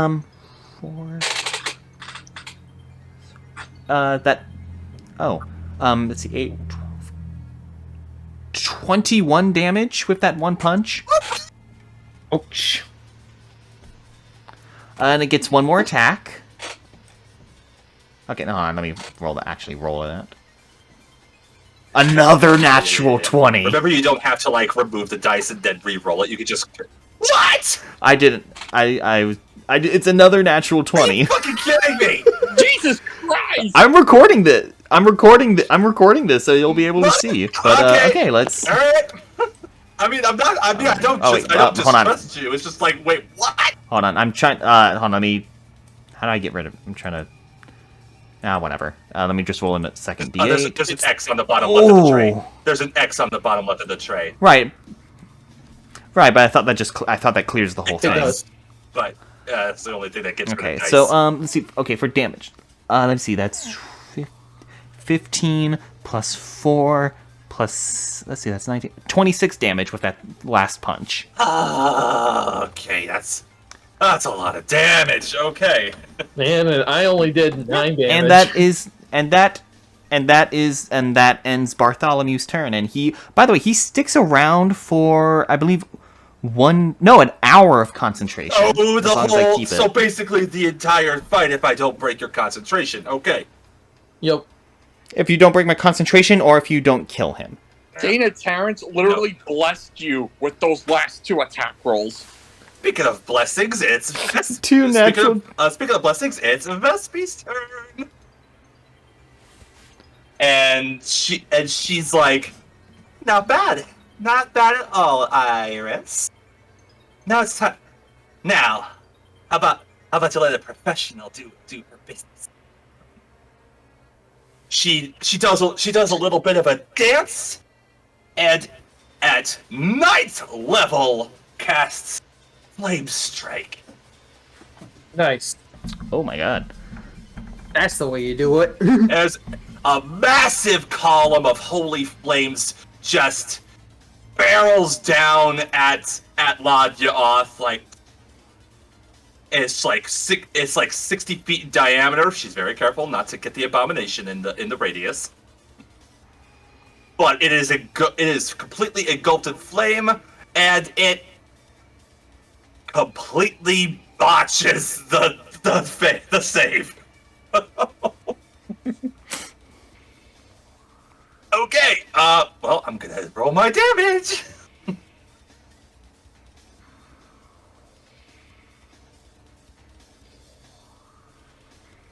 Can't be right.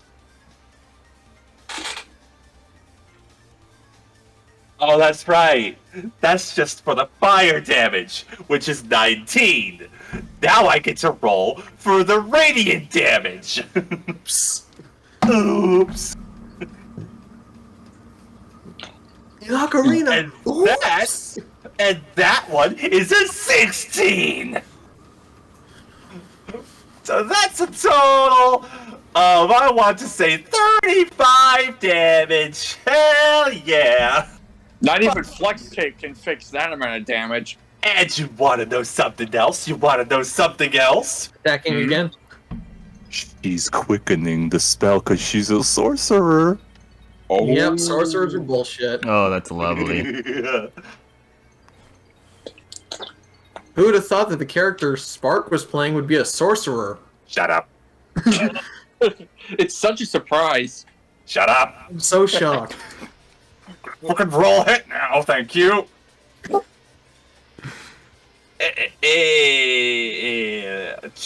Fucking damn it. Just barely doesn't hit. Okay, fine. I guess it's Lot's turn. I mean, it's more fair for some of us. So it's taking noticeable damage. It's gonna heal some of its damage back though. And she looks pissed. I would imagine so. If she wasn't completely silent, she'd probably be screaming right now. Oh, wait a minute, I just remembered something. I'm a fool. What's that? I'm so sorry. I completely forgot about this. I have my transmuter stone. So my con save is actually +9.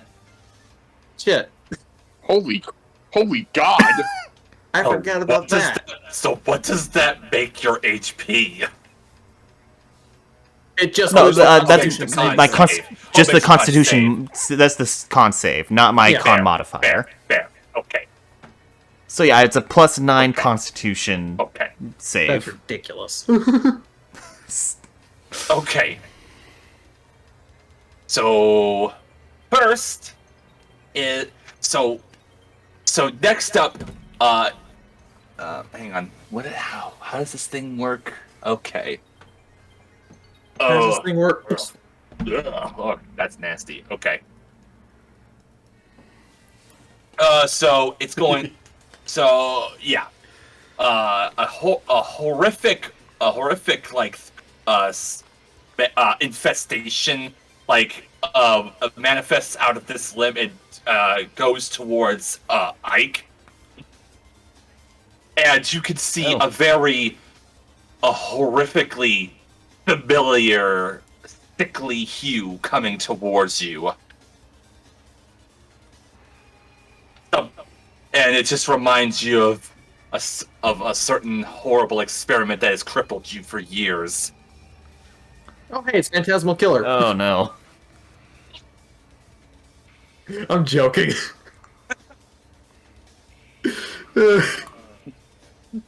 What's your armor class again, honey? 16. This is gonna hit. Even if I cast shield? It won't if you cast shield. I'm casting shield. So a mass. Okay, so And the best- what happens is the- that you can, as the green hue gets closer, you can see that that it's like a magical infestation filled with bacteria and spores coming straight at you, and you're just like, oh shit! I was wearing a mask because of this. I don't want that. Like, nope, fuck that. And it just bounces right off, and it just completely dissipates. And that, Whew. meanwhile, the other limb, manifests its blade and attacks Vespira. Yep, it's making 2 attacks now, and it misses. Okay. Wait, Yeah. does it miss? That's a no. No, it hits. Fuck, it hits. Okay. Shit. Duh. Ow. And she needs to make her con save. Oh, that's not good. Okay. Oh wait, what am I talking about? This ain't gonna. This isn't going to affect her. Never mind. The effect of the blade only damages her, and that's it. That's good to know. Okay, so.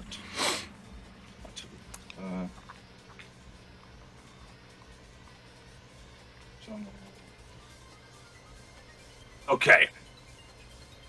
Right. Now it is Godwad's turn. He is going to keep right. Let me double check something first. Yeah, he's going to attack again. Oh boy, here we go. Big eggy gobble boy. 17 plus. What was it again? Plus 12. I think that's gonna hit. And the second one, plus 12. Another 17 plus 12. Hey! Well, roll your damages. So the D8. Or first. You know you can roll with advantage if you use Reckless? Yeah, but then then I have advantage against him. Yeah. I'll do that next Oh, turn. yeah. So 7 plus rage damage. 7 plus 6 plus 4, 17. And the second one, Okay. 6 plus 4 plus 6. That's 16. Okay. Well, congratulations. You have done more than 30 damage.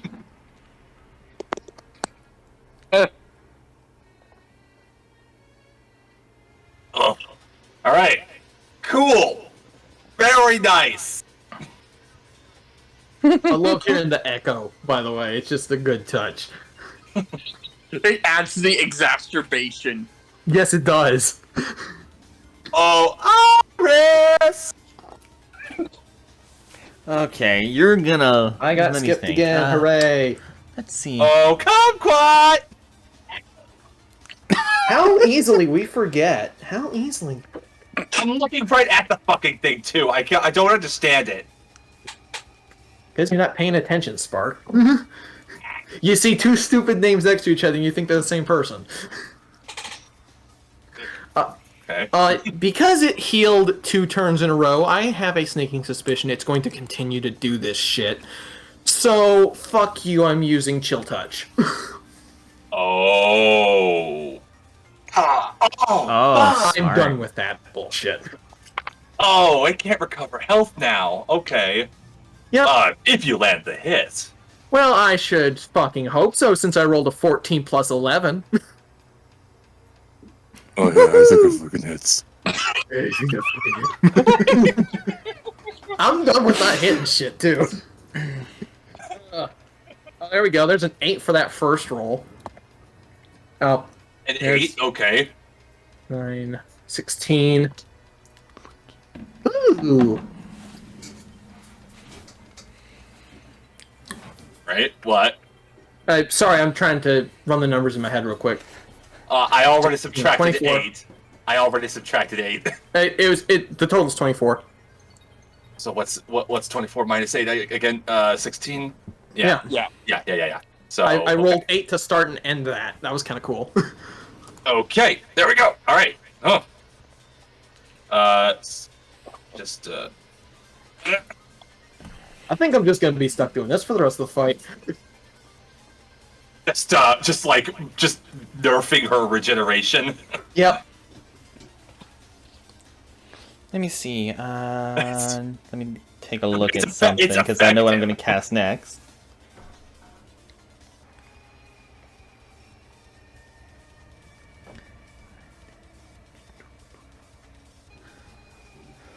Ooh.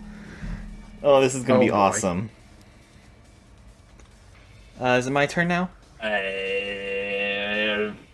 What? Are you done? Yeah, that's kind of the only thing I can do at this point. It is the start of your turn, Dr. Iris. Alright, you're gonna love this. So I'm going to...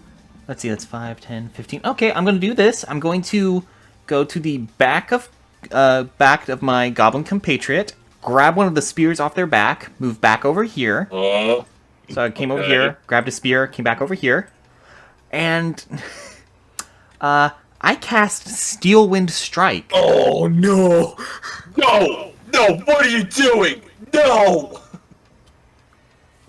And as long as each target is within 30 feet of where I'm standing, so I'm going to be able to hit all 4. 5, 10, 15, 20, 25. Ah! Okay. Yeah, no, I counted. I made sure. Well, I was just making sure so I could scream internally. Yeah. Okay. You mean externally? Okay, so, alright, here comes the first attack. The first attack will be, so Iris grabs the spear, it's like, alright, let's see how this works, and vanishes from sight, like almost like, after image, then pops over here, almost immediately, and first roll, Dude. ooh, 24. 24 to hit this one. Hits. By the way, you're all Okay. hitting the same person, so you're dealing damage 4 times to the same person. and then you get to hit 3 times with your Yeah, summon. 19? 19 damage? Does a 19 hit? 19 to no. hit. 19 No, does no, not, no, 19 does 19 does not hit? Okay, so then Iris vanishes, pops over here, swings and misses. Alright. Nope, that will also miss. Pops up over here. No, so pops up here, swings and miss, and then finally ends right here. And 24 again, so nice. Okay, so 2. Okay, well, 2 out of 4 ain't bad. Especially since each one does 6d10 force damage. Sorry. Yep. 60-10. I'm looking at it right now. That is 31 damage on the first hit. Okay. And for the second hit does 38. Oh, I think we're gonna. I love 60 Steel Wind damage. Oh, I Strike. think I'm gonna be sick. Oh. You did. Oh my fucking Right. god. And You bloodied Ladyath. And it can't heal. that's next and turn. now the construct also goes now, so Oh. it has 3 attacks. Lad is bloodied. Ah, that was so close to being a natural 20. That's a 25 to hit. Okay, second attack. 24 to hit. Oh god. Third Did you say attack. 24? Okay, that Third hits. attack is. Third attack is a 20 total. That does not hit. Damn. So 2 out of 3.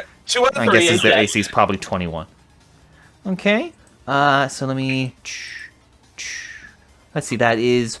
8 plus 4. Let's see, 12. 20. 34 damage total from those 2 strikes. Okay. Okay. Okay. Softened up from the spirit to finish the job. And, that is Iris's turn. Vespi's just like, damn, a woman after my own heart.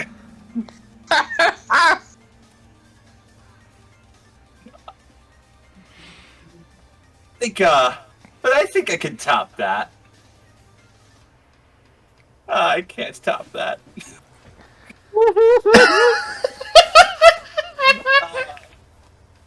It sucks to have my power weakened. But you know what?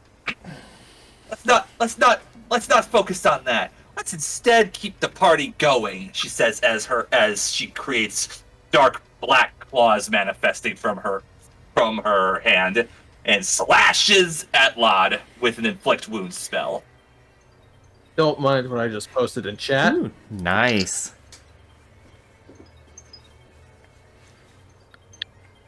Okay. Barely hits.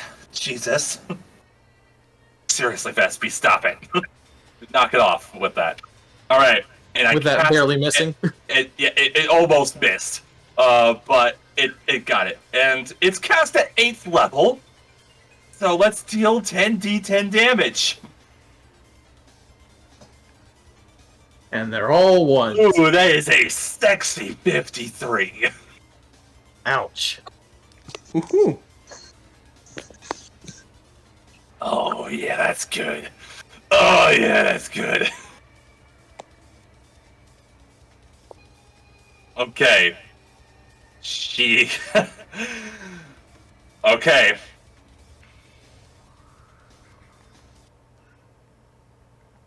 Oh.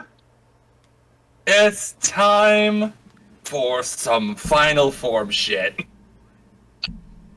Oh boy. I thought this was final form shit. Nope. That's now literally what you said earlier. No, okay, okay, alright, well, True form. Yeah, I said That is true true. form, but, like, No, we get it, continue. yeah, so, okay.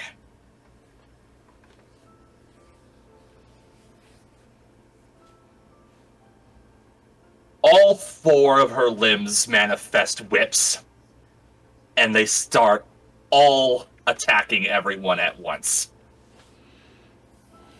So 4 attacks. Okay. Right. Okay. So Gobwad, Mm-hmm. I rolled a 20 for you. That does hit, but I just realized you triggered something. I forgot. Triggered. Unstable backlash. Unstable. What is that? It's a Path of the Wild magic feature. Whenever I take damage or fail a saving throw while raging, I can use the reaction to roll on the wild magic table and immediately produce an effect that on the table that replaces the current wild magic effect. Okay. Yes. So difficult terrain goes away, and what comes now? Let's find out. A D8. 5. So now what comes is whenever a creature hits you with an attack roll before your rage ends, the creature takes 1d6 force damage as magic lashes out in retribution. Oh, I'm taking damage in retribution. Okay, go ahead and go ahead and deal damage. With pleasure. I'm so mad. It's 3 damage. How much? 3, just 3. It's only a D6. Calm down. That doesn't sound right. That sounds like it should stack with your levels. Oh well, never mind. It doesn't matter. All right. Next up, I rolled an 18 for Kumquat. Thank you. 18 for Kumquat. I'm gonna cast Shield. Okay. And then I rolled I rolled way too high for Vespi and Iris. Well, I'm still gonna cast. I'm sorry for I'm still gonna deadnaming cast Iris. Shield. No, it's fine. They're gender fluid. They flip back and forth. I'm making a joke. I'll make a better joke. I'm gonna try Shield. So okay, what's that? What's the armor class at Shield? That's not gonna 21. work. okay. Well, it's still worth a shot. I mean, it costs me Okay. nothing. So, all right. Let's see. Okay. So first damage for Gobwad. All right. 21 damage. Make a con save. All right. Con save.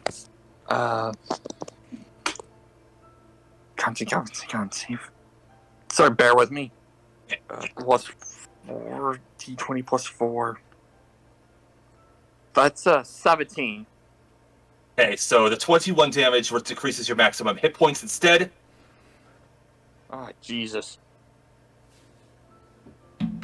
All right. Next up, Kumquat. Okay, I think I'm gonna do the exact same thing I just did. Okay. What? What'd you do? Chill touch. Oh, no. I'm dealing my damage to you. 24 Wait. damage. Make a con save. Didn't I cast Shield? Yeah, it's not Deflect it? enough. Oh yeah, you did. Okay. Iris, damage for you is 12. Make a con save. Okay. Ah, son of a bitch, that was almost an 18. That's a 12. 13. Okay, so the 12 is removed from your maximum hit points instead of the damage. Yeah. Ouch. And finally, for Vespi, oh boy, that's 19 damage. Con save. Oh, she makes it. Cool. Nice. That's always good to see. Right. All right.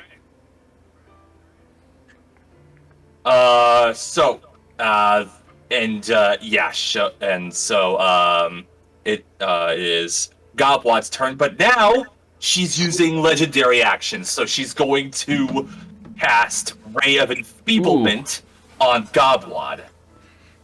Oh, God. And what does that do? I'm looking. I believe, if I remember correctly, you have like disadvantage on attacks that use strength, or like the damage is reduced or something On like a that. hit, yeah. On a hit, the damage it deals. On a hit, the target deals only half damage with weapon attack that use strength. Okay. At the end of each of the target's turn, they can make a Constitution save against the spell. On a success, the spell ends. But yeah, so I'm gonna. You also have to try and hit him with a ranged spell attack, so. Roll a hit. Yes. That hits. Wait a minute. I thought that there was something that.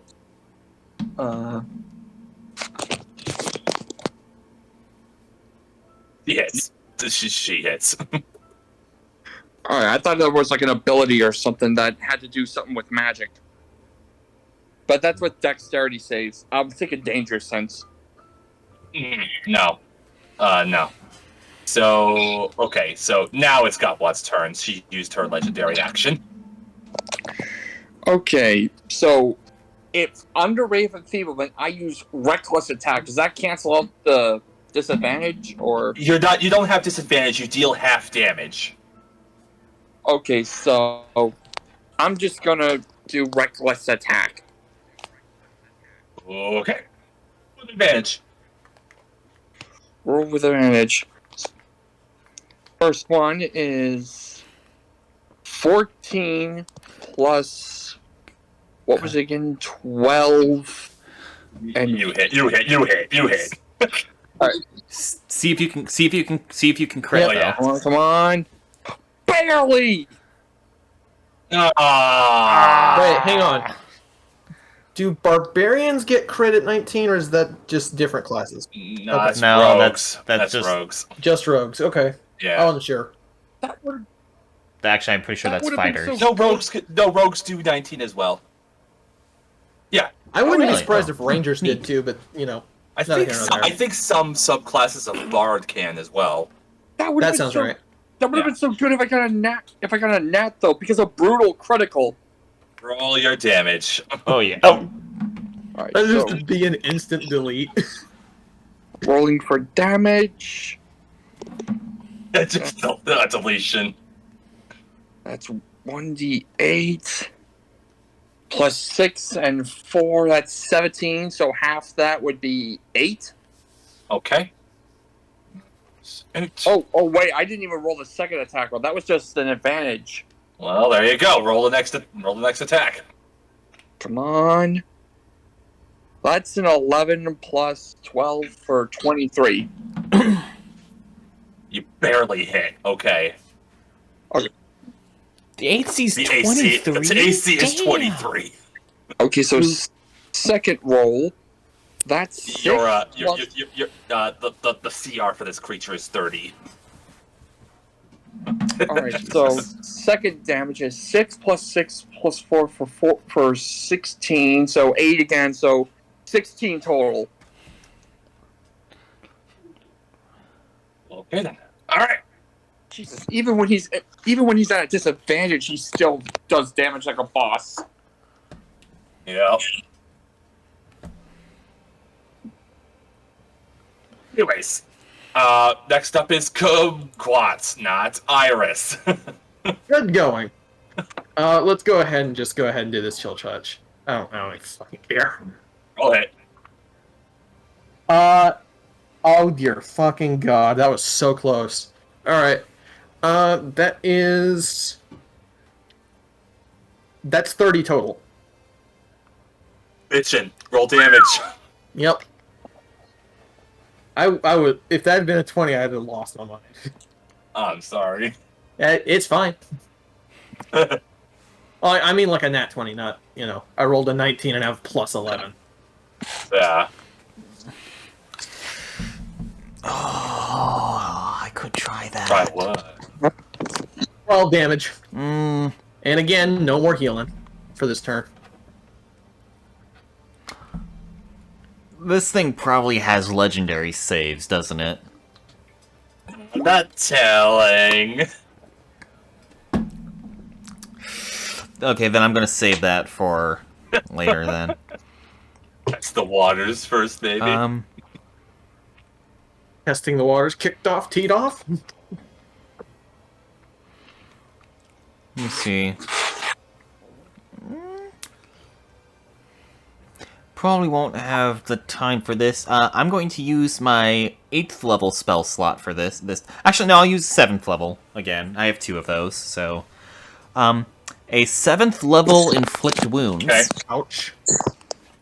That's 9d10s. Okay. Okay, let me make sure it hits first. That's a nat 1, motherfucker. Oh. Do I get advantage because I'm flanking with Bartholomew? Would be in rank, or you could have advantage if you're flanking with Bartholomew. Am I not flanking with Bartholomew right you might now? be flanking with Bartholomew right now. Since you're bringing it up. Anything's better than a nat 1. 24, I'll take. Wait, no, actually... Oh, it kept tumbling. No, not that. Damn it, that's only a 21. Oh yeah, it's not gonna hit. Wait, what? Wait. 13 How's it plus only a what? 21? What? You rolled a 13 plus what? 13 plus 8, because that's a cleric spell. That's so. Oh. Shit. Okay, sorry. Oh Roll the well. shot. At least I have Bartholomew, who's going to make his 3 attacks again. And watch them all be crit That fails. one's gonna miss. That one's gonna miss. Second attack. That one's also gonna miss. That one will hit, though. Hey. That, yeah, that's an 18 plus 11. Yay. That's gonna hit. Gotcha. That's only, oh, oof, that's not a best damage, so let's see, that's 6, Well, 13 damage. how do you want to do this? I'm kidding. Wait a minute, wait, those first 2 attacks, he has advantage because he's flanking with me. Okay, yeah. So, re-roll. Okay, that will still fail. That still won't hit. That one, 23, exactly. There you go. Got it. That Beat is beat. okay. So I'll roll again. Then Okay. another 14 damage on top of that. Another 14 damage on top of that. 14. Okay. Okay. Okay. That's your turn. Okay. Vespi! Let's do this, Vespi. And here comes a crit from Vespi. Shut up. Or the nat 1. It's time to manifest. Ugh. Destiny. No. The fireball. Just fireball. Just fireball. Just fireball. Just fireball. Just fireball.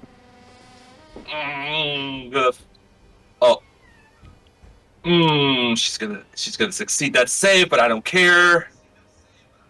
Give me all the fucking damage. What's half of that? I'll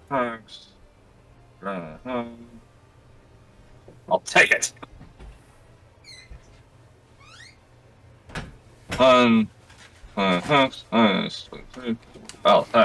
Okay. Cool. I'll take it.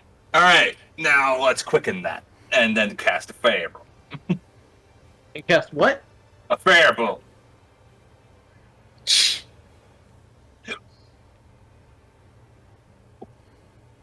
Oh, motherfucker, that doesn't hit. Alright, end of her turn. It's Lot's turn. And she's going to initiate her frightful presence again. Everyone make wisdom saves. Oh, Good. God. I get to do this with my higher wisdom save. Yeah. Oh, that's where I roll the natural 20. Well, I guess you're okay. That's a plus 17 for me. Well, that's a 17 for me total. You are in... Okay, so a creature who succeeds the save throw is immune to the frightful presence for 24 hours. Oh, get fucked. Oh, wait. I failed? What did you get? 17. Oh, yeah, that fails. Okay, so unstable backlash again. Okay. Wait, is that does that constitute an attack? No, it says right here. Immediately after you take damage or fail a saving throw right, while right. raging. Oh, by the way, when you're changing or when you're activating your wild surge because of one of your other path feats or path traits rather, you get to roll 2 different wild surges and pick between them. That's right. Oh, God. First one's 5 again. Second one is a 6. What does 6 do? Oh, those I'm looking. Until your rage ends, you are surrounded by multicolored protective light. You gain a +1 bonus to your AC, and while within 10 feet of you, your allies get the same. I'm going with that one. Oh, hell yeah. +2 to AC? Hell yeah, go for that. Damn, nice. That's sweet. So it looks like Vespera and Kumquat now have +1 to their ACs. Cool. Very nice. Very cool.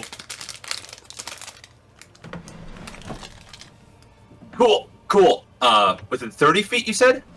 No, 10 feet. 10 feet. Oh, okay. Yeah, 5, 10. Yeah, get back in range, Iris. Okay, I'll be back. Oh, wait, oh, God, okay. What? I'm just running out of time. I have work tomorrow, so we gotta wrap this up.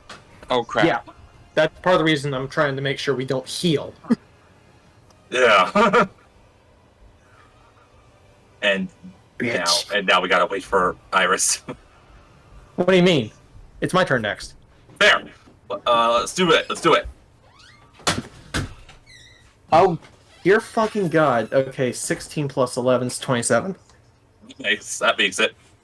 I love how now I'm hitting every attack. It's like, okay, Sparky needs to go to bed. Just chill touch every attack and hit every time. Yeah, pretty much. Roll damage. That's a total of 20. Ooh, okay. Oh gosh. Okay. All right. Oh, How do you want to do okay. this? No, I'm kidding. No, not yet. Not yet. But oh my god, she's like getting really bad. I noticed you've turned her 90 degrees, so... I'm back. Once she's fully upside down, she's dead. Yeah, I figured. Whew. Okay. All right. Iris, it's your turn. Okay. Okay. We're at the home stretch, and I need to go to bed soon. Okay. I'm sure I'll be able to manage tomorrow. Take your time, okay? Weather has been very favorable here lately. So. All right. And before it storms Hold tomorrow. on, let me double check something. I don't fucking care. I will take a storm over another blistering hot summer. You know what? Fair enough. Tomorrow's a blistering hot summer. I would hope it's not a blistering hot summer. We're in fall. Oh, that's What? ooh. Okay, I'm gonna try this. What? Do it. Iris points her fingerboard. I'm gonna cast Disintegrate. Oh, jeez. Okay. But I'm casting it at 9th level, Oh. which does Yeah, but if I make the save, it does nothing. right 19d6 if this works. See if this works. Come on, work. Come on. It's a big hunking thing. Its dexterity can't be that good. Also, you should have a 19 for a spell save DC on that, so... Ideal. It's 19. What? It rolled an 18. 18 total? Yeah. Oh my god, this is... Okay, so this is amazing. So, it's just a sickly green... hold my hand forward. A sickly green beam just fires out, and this... Oh, okay, so this is a lot of It's a d6s. good thing you can roll so all those in that dice 1, tray, 2, right? 3, 4, 5, 6, 7, 8... And you can even hold on, expand the tray. let me clear it. Let me make the tray bigger so it has stuff to... 1, 2, 3, 4, 5, 6, 7, 8, 9, 10, 11, 12, 13, 14, 15, 16, 17, 18, 19. So that is 63 plus 40 100 and... for a Wait, total... wait. What did you just say? 63 plus 40 because it's 10d6 plus 40 force damage, but since I upcasted it to level 9, it increases by 3d6 for each spell slot over 6. So 7, 8, 9, 19d6 plus 40 force damage, so 103. How do you want to do this? Yes!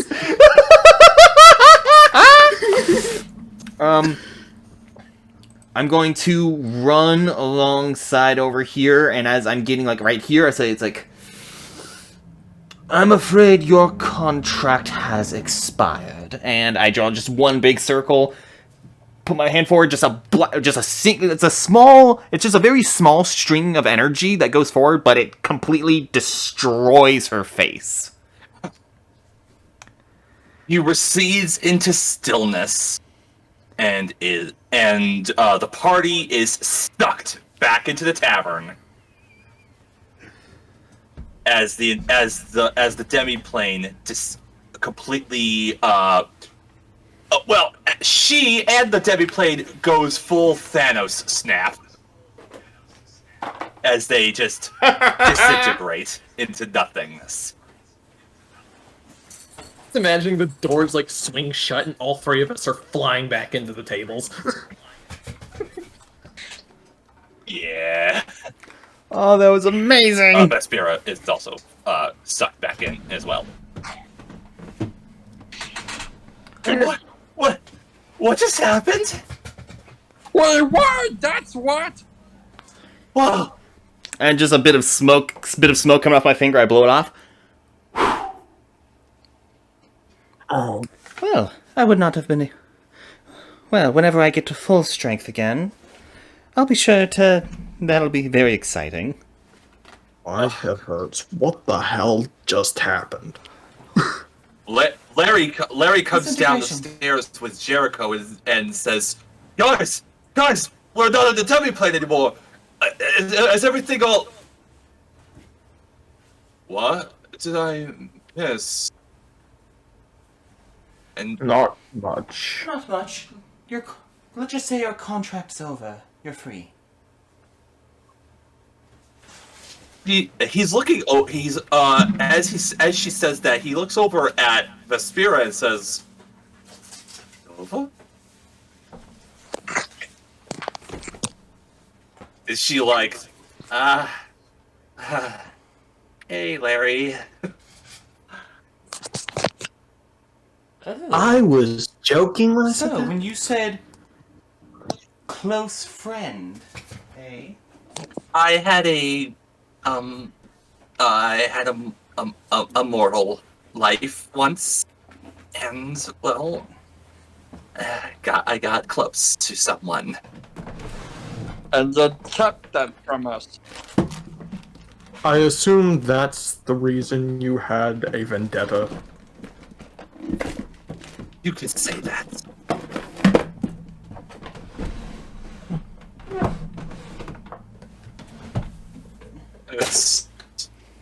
It's been a while.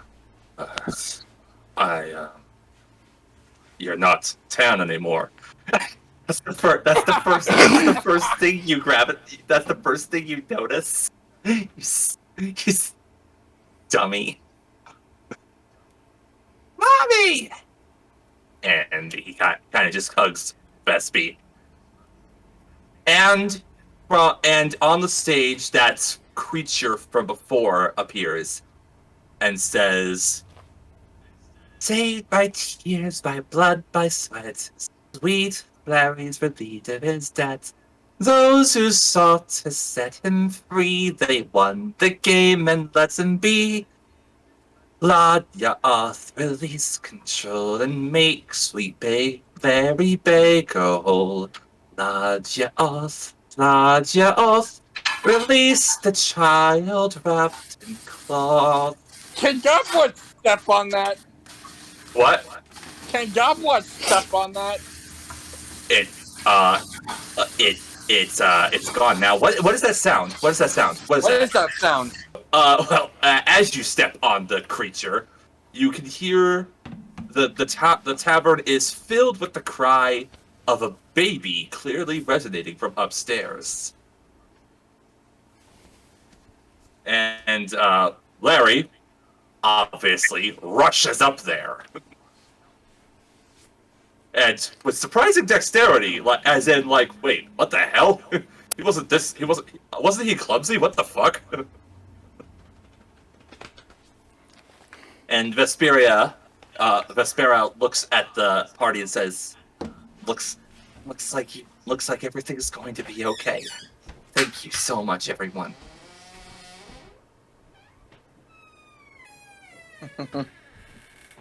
Godblood just smiles and gives the thumbs up. And he's always here to help. I am feeling a little tired, though. If you don't mind, I would like the borrowed power back. Oh, of course. And I put my hand forward. She takes her hand, and you're back to level 8. Godblood looks at or was it 7? Was it 7 or 8? It was 8. It was 8. Okay. It was 8. Goblin looks at his hand and says, I'm gonna miss being a masterpiece. And he puts his hand back on Vespera. He looks over at Goblin and says, "You are already perfect." Aww. And he's back to level 8.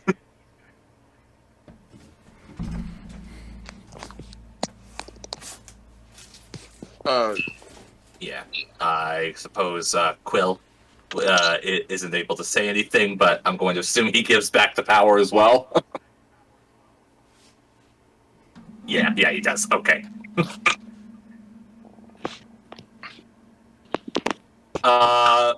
Larry comes down with a little baby in his arms,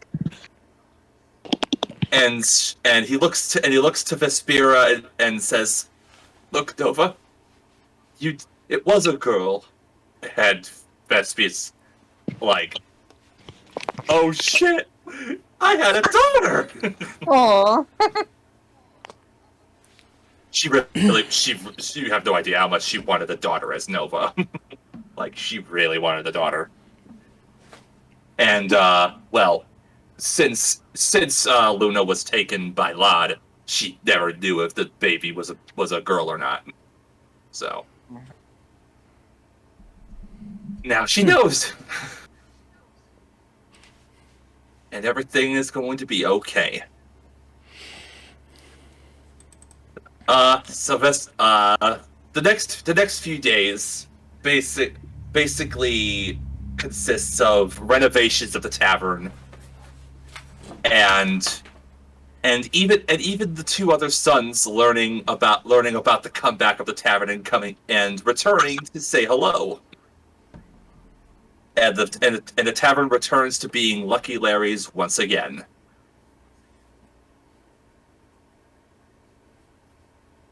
And is there anything you'd like to close off on before you move on with your adventures? Gobwad, he made sure to write off a list of recipes, a whole book's worth for the tavern.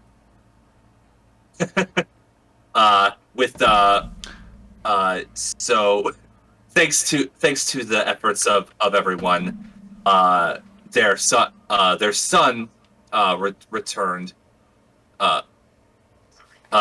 Jacob returned. He was working at another tavern, like in another town, but heard about Lucky Larry's comeback and returned, and decided he would help his old man out. Okay. Yeah. The only thing I have as a final note is I would be back as Ichabod. This time, don't make any more contracts. I promise you, I will not. This, considering everything that has happened here lately, I think I'm gonna stick around here for a while, just to make sure everything's gonna be okay with him. Well, I wish you the best of luck. Thank you for everything. This is why you're my favorite acolyte, Iris. Isaac. Ichabod. Wrong campaign. Sorry. They have similar voices. How the hell? Iris, There is a huge dispersion between Ichabod It's been and such a Isaac. fucking long time, and I'm tired. Okay, just shut up. Okay. This was fun. This was a blast!